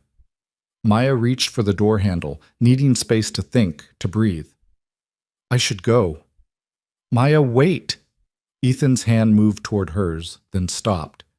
Whatever happens, I don't want you to feel pressured. If you decide this is too complicated, if you want to keep things purely professional, I'll respect that. Your job is secure regardless.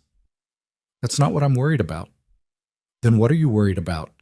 Maya looked back at him, at Sophie sleeping peacefully behind him, at the life he'd built from tragedy and love. I'm worried that I'm going to fall for you, and that it's going to complicate everything. And that I'm going to do it anyway, because apparently I don't learn from my mistakes. Falling for me would be a mistake? Falling for my boss would be a mistake. Falling for someone whose daughter already has my heart would be a mistake. Falling for someone I barely know but can't stop thinking about would be a mistake. She opened the door, stepped out into the cool evening air. But yes, Ethan, I think I'm going to make all those mistakes anyway. She closed the door before he could respond and walked to her car on unsteady legs.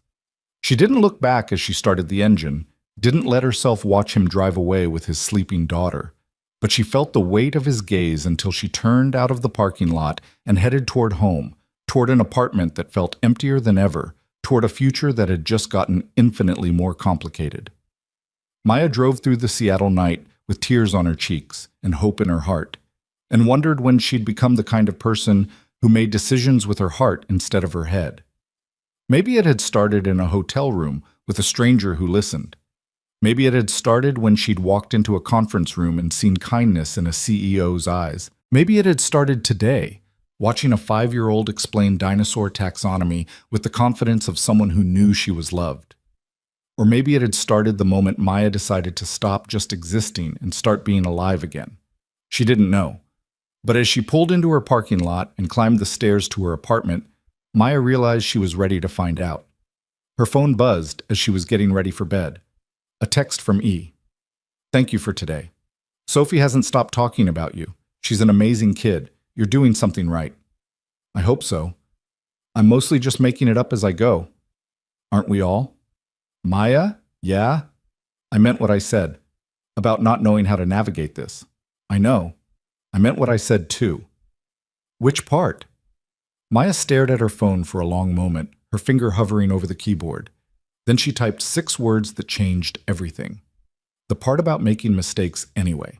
She sent it before she could second-guess herself, then turned off her phone and climbed into bed. Tomorrow she'd worry about boundaries and professional ethics and all the reasons this was complicated. Tomorrow she'd be smart and careful and rational. But tonight, she'd just let herself feel hope. And for the first time since coffee cups shattered on bamboo floors, that felt like enough. Monday morning arrived with the kind of nervous energy that made Maya's hands shake as she applied her mascara. She'd spent most of Sunday replaying Saturday in her mind. Sophie's laughter, Ethan's confession in the car, the 6 words she'd texted before turning off her phone like a coward, the part about making mistakes anyway. What had she been thinking? She worked for him. There were policies, ethics clauses, entire HR departments designed to prevent exactly this kind of complication. And yet, here she was, walking into the PMS building at 7:45 on a Monday morning, her heart racing at the prospect of seeing him. The elevator ride to the 23rd floor felt endless. When the doors finally opened, Maya took a breath and stepped out into the reception area. Jennifer was already at her desk, phone pressed to her ear. She waved at Maya with her free hand, mouthing something that looked like client emergency. Maya nodded and headed toward her office, grateful for the temporary reprieve. She was halfway down the hallway when she heard his voice. Maya, do you have a minute? She turned to find Ethan standing in his office doorway, looking professional and composed in a navy suit. But his eyes told a different story. They held the same uncertainty Maya felt churning in her stomach. Of course, Mr. Walker. His mouth tightened slightly at the formality, but he stepped back to let her enter his office. The door closed with a soft click, and suddenly they were alone for the first time since Saturday night. How was the rest of your weekend? Ethan asked, moving behind his desk but not sitting. Quiet, productive. I worked on the campaign timeline.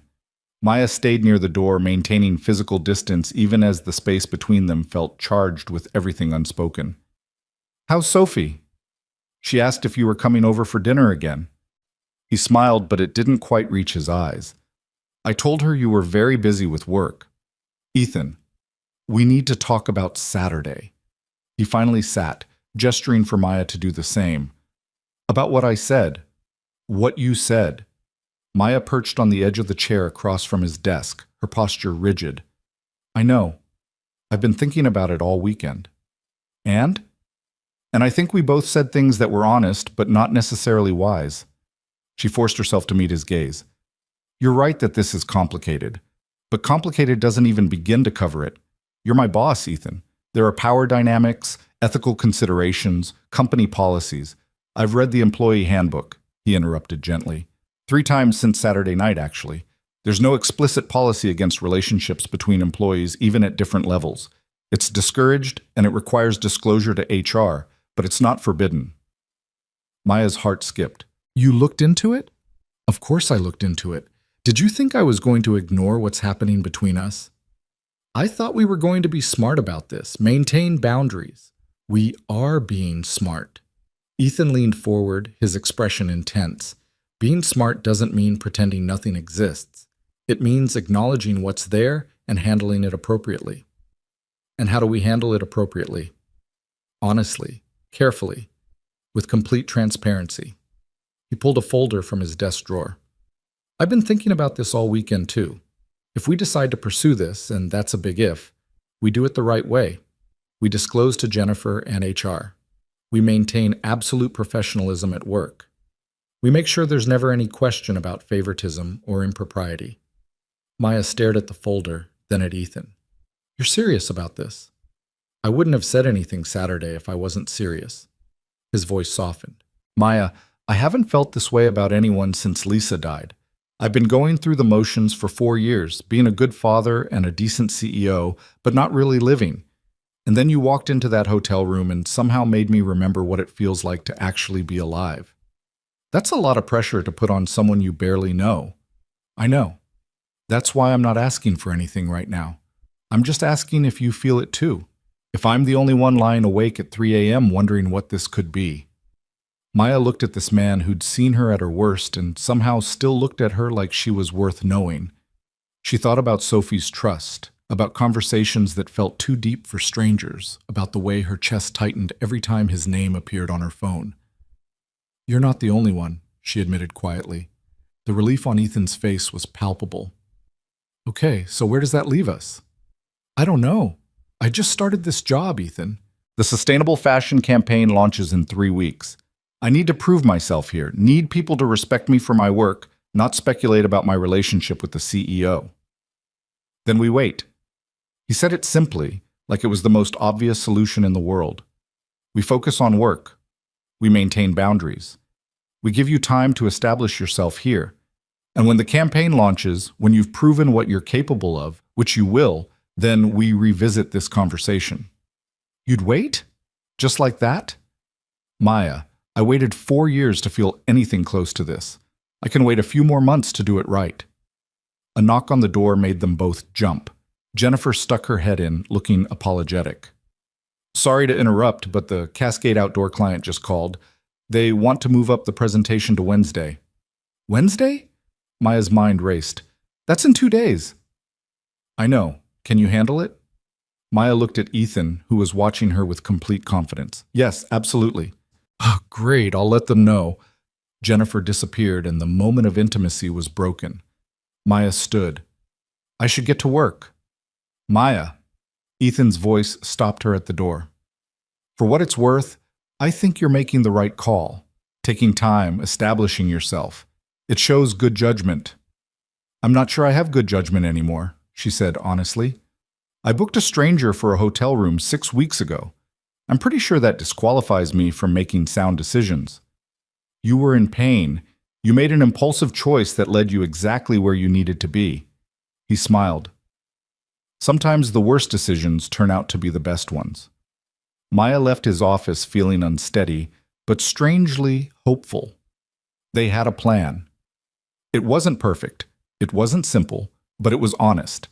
And after Daniel's betrayal, after Rebecca's lies, honesty felt like the most precious thing in the world.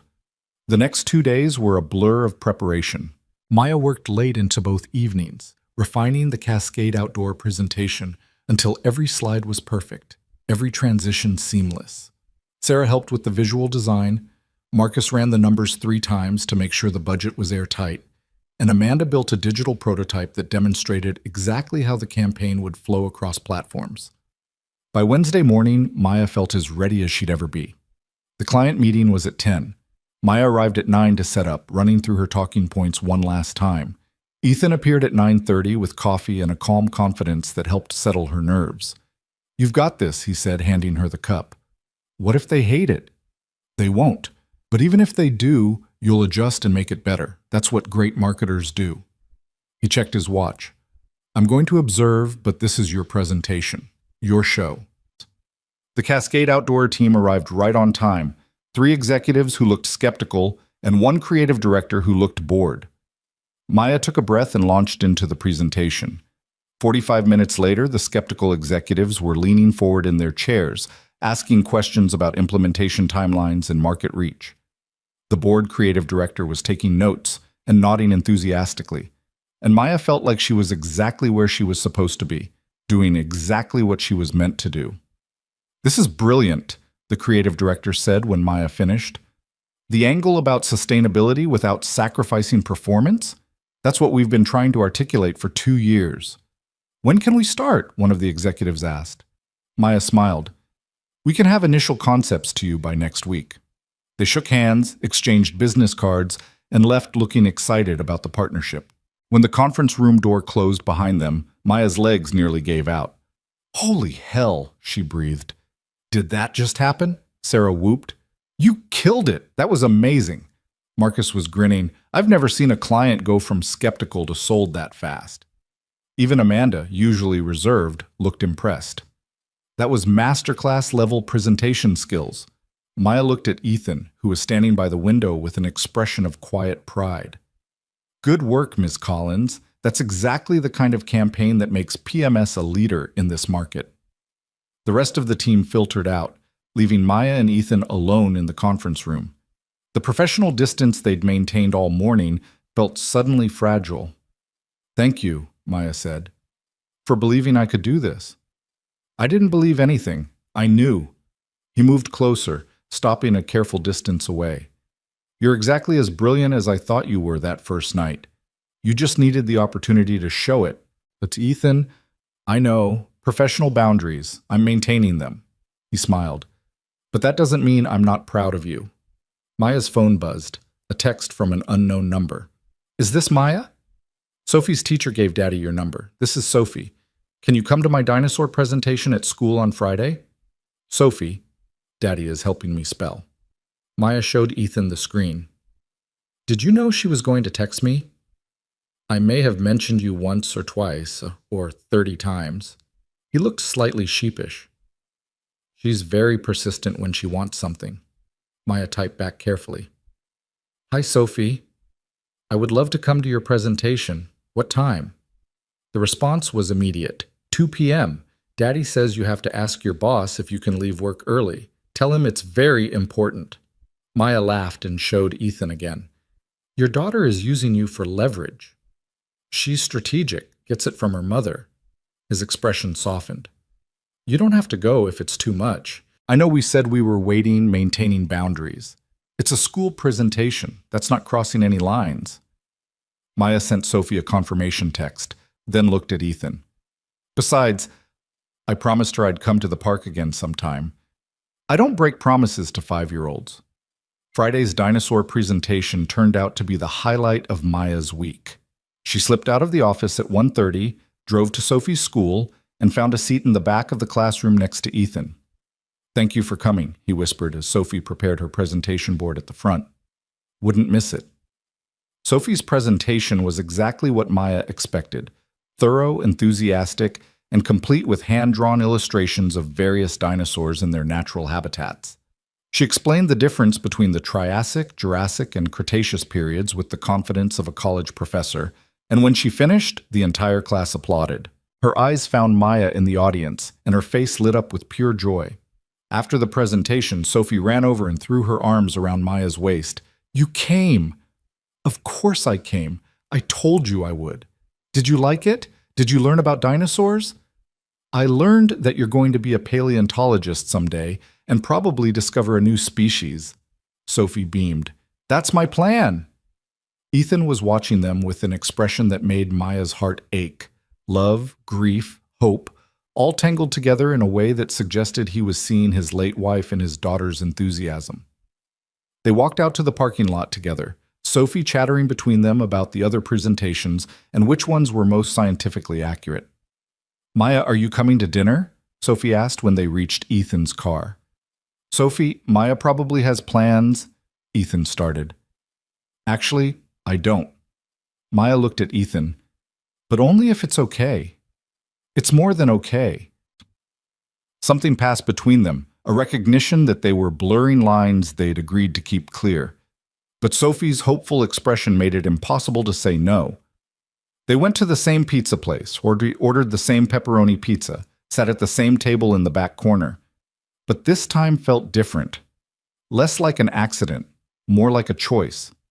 Sophie dominated the conversation, still riding high on her successful presentation. But eventually she started yawning between bites of pizza, and Ethan checked his watch. Someone's past her bedtime. I'm not tired, Sophie protested, yawning again. Right, which is why you're using your pizza as a pillow. Maya smiled. I should probably get going anyway. No! Sophie sat up straighter. Can Maya read me a bedtime story, please? Ethan and Maya locked eyes across the table. This was definitely crossing a line. Bedtime stories meant going to Ethan's house, being part of Sophie's routine, integrating into their life in a way that felt significant. If your dad says it's okay, Maya heard herself say. Ethan was quiet for a long moment. Then he nodded. Okay. One story. They drove to Ethan's house in separate cars, Maya following his SUV through streets that got progressively more residential, more family-oriented. His house was a craftsman-style bungalow in Wallingford, with a yard that had evidence of 5-year-old occupation, a pink bicycle, chalk drawings on the driveway, a small garden that looked lovingly tended. Inside was even better. Warm, lived in, full of photographs and Sophie's artwork and the kind of comfortable mess that came from actually living rather than staging. Maya saw pictures of Ethan with a beautiful woman who had Sophie's curly hair and bright smile. Lisa, his late wife. That's my mommy, Sophie said, following Maya's gaze. Daddy says she's watching over me from heaven, but I think she's probably just in the stars because that makes more scientific sense. Maya's throat tightened. The stars are a good place to be. Sophie led her upstairs to a bedroom decorated in various shades of purple and covered in dinosaur posters. She changed into pajamas, brushed her teeth, and climbed into bed with a worn, stuffed stegosaurus. This is Spike, she said. He likes stories about adventures. Maya sat on the edge of the bed, while Ethan leaned in the doorway, watching. She picked up the book Sophie handed her, something about a dinosaur who was afraid of the dark, and started reading.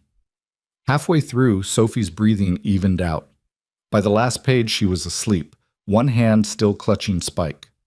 Maya set the book down carefully and stood. Ethan came into the room and pulled Sophie's blanket up to her chin, kissed her forehead, and whispered something too quiet for Maya to hear. They left the room together, pulling the door nearly closed. Downstairs, the house felt different in the quiet, more intimate, more real. Thank you, Ethan said, for coming today, for being so good with her. She's easy to be good with. You've raised an amazing kid. We raised her, me and Lisa. He moved to the mantel, picked up a photo of the three of them, younger Ethan, the woman from the photos, and baby Sophie. I talk about her sometimes with Sophie, want to make sure she knows her mother. But it's been 4 years, and sometimes I wonder if I'm holding on to grief instead of honoring memory. Maya came to stand beside him. I think you're doing both, and that's okay. Is it? He set the photo down. Because some days it feels like I'm stuck. Like I built this life with Lisa, and when she died, I just stopped. Kept going through the motions for Sophie, but stopped actually living. That night in the hotel room, you told me you understood what it felt like when life doesn't look anything like you thought it would. I did, and I meant it. So maybe that's what this is about. Both of us figuring out how to build lives that look different than we planned but still feel worth living. Ethan turned to face her fully. Maya, I need to tell you something. Okay? I wasn't entirely honest with you about the hotel room. He took a breath. It wasn't a complete accident. The room number mix-up was real, but when you opened the door and looked so lost, I knew you thought I was someone else. I should have corrected you immediately, but you looked like I felt like everything had fallen apart, and I thought maybe I could help. Just for an hour. Then I'd leave and you'd never know. Maya's heart was pounding. Why are you telling me this now? Because we said honesty, complete transparency. And I can't start something with you, even if we're waiting, with that between us. His eyes were intense on hers. I'm sorry I didn't tell you right away. I'm sorry I let you believe it was pure chance. Maya processed this, turning it over in her mind. He'd known. He'd stayed anyway. Not because he was hired to, not because he had to, but because he'd seen someone in pain and wanted to help. I'm not angry, she said finally. No? No. If anything, it makes it better. You chose to stay. That matters more than the circumstances that put you there. She stepped closer. Ethan, we've been dancing around this for weeks, saying we're going to wait, maintain boundaries, be professional, but I don't think I can do this halfway. Either we try or we don't, but this middle ground is killing me. The campaign launches in 2 weeks. You said you wanted to establish yourself first. I know what I said, but I also know that I can't stop thinking about you, that I miss you when I'm not with you, that reading bedtime stories to your daughter feels more right than 5 years with Daniel ever did. She reached up, her hand hovering near his face. So I'm asking, do you want to try this?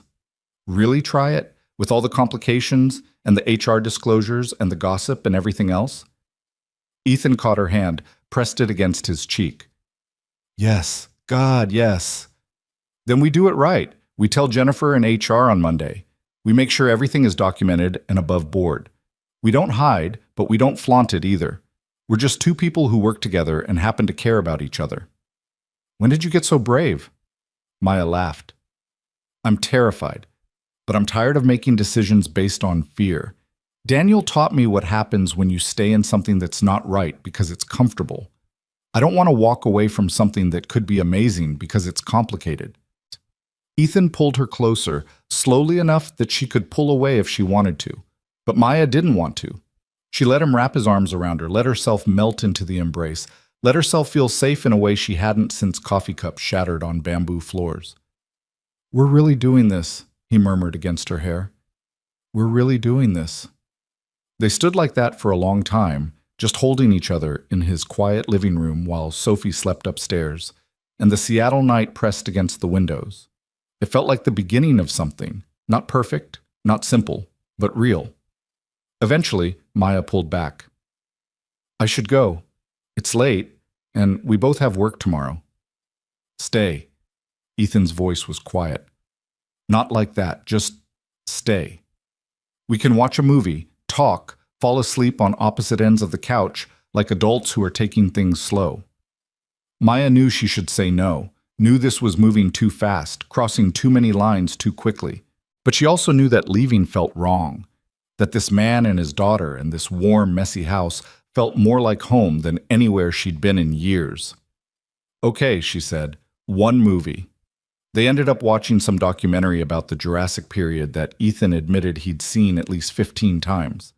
Maya fell asleep 20 minutes in, her head on Ethan's shoulder, his arm around her waist. She woke up at dawn, disoriented, to find herself covered with a blanket and Ethan asleep in the chair across from her, his neck bent at an uncomfortable angle. Maya stood carefully, not wanting to wake him. She found a notepad in the kitchen and scrawled a quick message. Thank you for last night. For the honesty.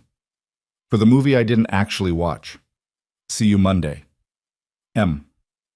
She let herself out quietly and drove home through empty streets, watching the sun rise over the Cascades. Her phone buzzed as she was parking. Thank you for staying, for trusting me, for making me remember what it feels like to hope. Monday morning, Maya and Ethan walked into Jennifer's office together. We need to talk to you about something, Ethan said. Jennifer looked between them, her expression carefully neutral. Okay. Maya and I have developed feelings for each other. We wanted to disclose this to you and HR before pursuing a relationship, in accordance with company policy. To her credit, Jennifer didn't look surprised. How long has this been going on? Technically, we met before Maya started working here, Ethan explained. But we've maintained professional boundaries throughout her employment. We're here now because we'd like to explore a personal relationship while ensuring it doesn't impact the workplace. Jennifer was quiet for a moment, tapping her pen against her desk. I'm going to be honest with you both. This is complicated. There will be talk, speculation, questions about favoritism. Maya, your work will be scrutinized more carefully. Ethan, your judgment will be questioned. We understand, Maya said, but we're willing to deal with that if we can do this honestly and openly. All right, here's what we're going to do. Jennifer pulled out a form. You'll both sign this disclosure. It goes to HR and gets filed. Maya, you'll report directly to me instead of Ethan for the duration of your relationship. All reviews, raises, and promotions will be handled by me and the board, with Ethan recusing himself from those decisions. And if this doesn't work out, you both need to commit to handling it professionally. They signed the forms. Maya felt the weight of what they were doing, the risk, the exposure, the potential for everything to go wrong. But she also felt lighter than she had in months. Over the next 2 weeks, Maya threw herself into the sustainable fashion campaign. The launch was scheduled for the first week of April, and every detail had to be perfect. Sarah's videos were stunning. Marcus had secured partnerships with 3 major retailers, and Amanda's social media strategy was already generating buzz. The night before the launch, Maya worked until 9, obsessively checking every element one more time. She was so focused she didn't hear Ethan come into her office until he spoke. You need to go home. She looked up, startled. I'm almost done. You've been almost done for 3 hours. Go home, Maya. Get some sleep. The campaign is brilliant, and tomorrow's going to be amazing. What if something goes wrong? Then we'll fix it, together. He came around her desk, held out his hand. Come on, I'm driving you home. I have my car. So you'll pick it up tomorrow? Maya, you're exhausted. Let me take care of you. She let him lead her out of the building, too tired to argue. They drove through the Seattle night in comfortable silence, and when they reached her apartment, Ethan walked her to her door.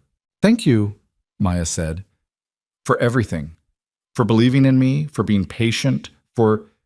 He kissed her. It was soft, gentle, everything their first kiss should be. Maya melted into it, her hands finding their way to his chest, his arms wrapping around her waist. When they finally pulled apart, both breathless, Ethan rested his forehead against hers. I've wanted to do that since the hotel room, he admitted. That would have been a terrible first kiss. I was a disaster. You were honest. That's better. He kissed her again, briefer this time. Get some sleep. Tomorrow, you're going to change everything. The campaign launch exceeded every expectation. The videos went viral within hours. The social media engagement was through the roof, and by end of day, the client had called 3 times to express their excitement.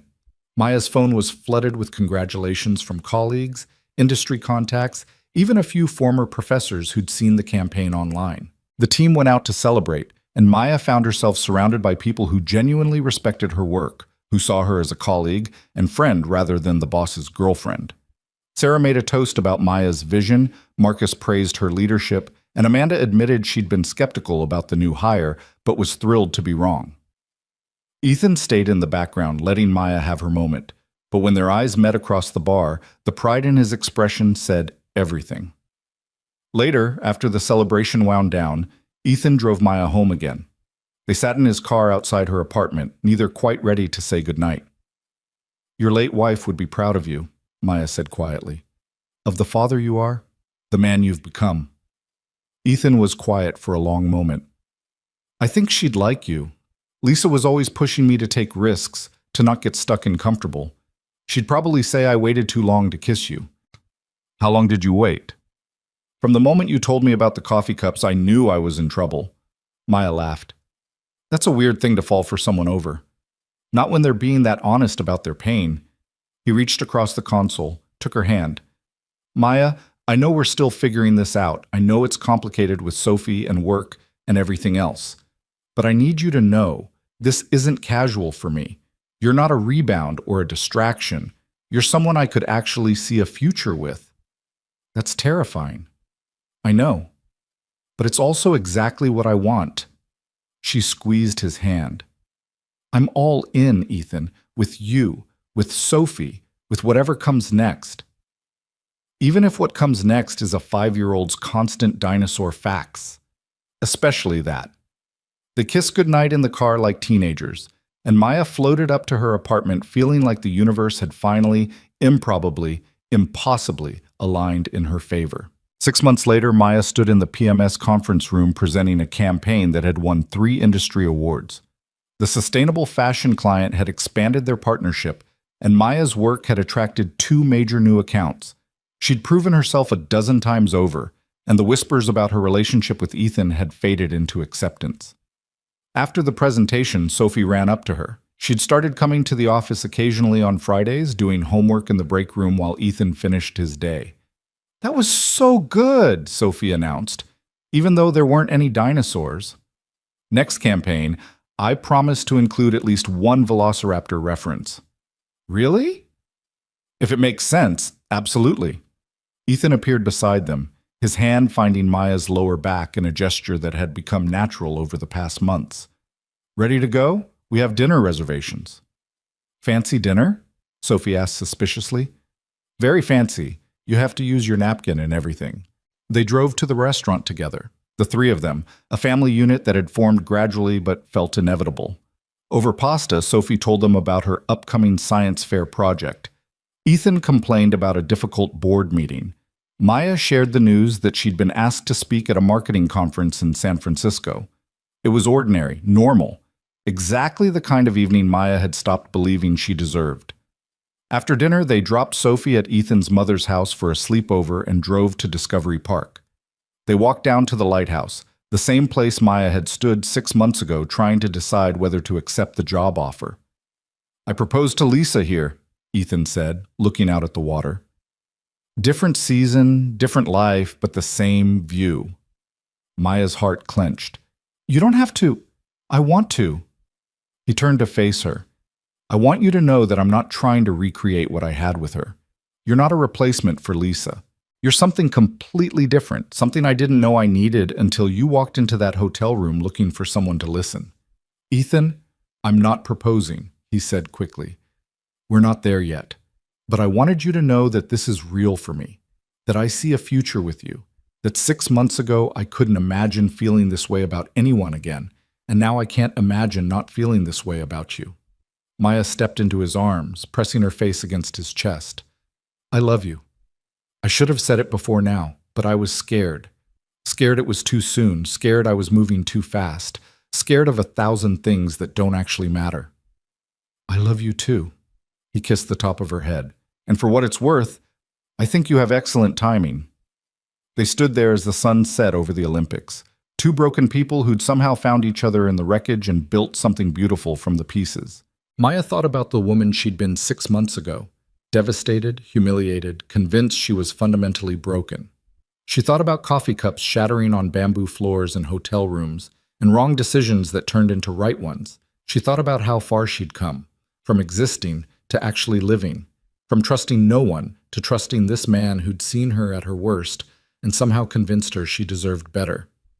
Thank you, she said quietly. For what? For staying. That night in the hotel. You could have just corrected me and left, but you stayed. Best decision I ever made. Ethan pulled back to look at her face. You know what the second best decision was? What? Giving you that job offer, even though I knew it would complicate everything. Maya laughed. That was a terrible decision that worked out incredibly well. Story of us. He kissed her softly. Ready to go home? Home. His house had become theirs gradually. Her toothbrush in the bathroom, her clothes in the closet, her name on Sophie's emergency contact list at school. It wasn't official, they hadn't made any grand announcements, but it was real. They drove back through the Seattle night with the windows down, cool air rushing through the car. Maya's phone buzzed with a text from her mother. Dinner next Sunday? I want to hear about the awards and bring Ethan and Sophie. I'm making lasagna. Maya smiled and typed back a confirmation. Her mother had taken to Ethan and Sophie immediately, treating them like the family Maya deserved rather than the family she'd lost. When they got home, Ethan made tea while Maya changed into comfortable clothes. They ended up on the couch, her feet in his lap, talking about nothing and everything while some documentary played unwatched on the television. "Do you ever think about that night?" Maya asked. "The hotel room?" "All the time." "Me too. I keep thinking about how different my life would be if you hadn't gotten off on the wrong floor, if you hadn't stayed, if any of it had gone differently." "I think we would have found each other eventually," Ethan said. "Maybe at your interview, maybe at the office, maybe somewhere else entirely. Some things are just meant to happen.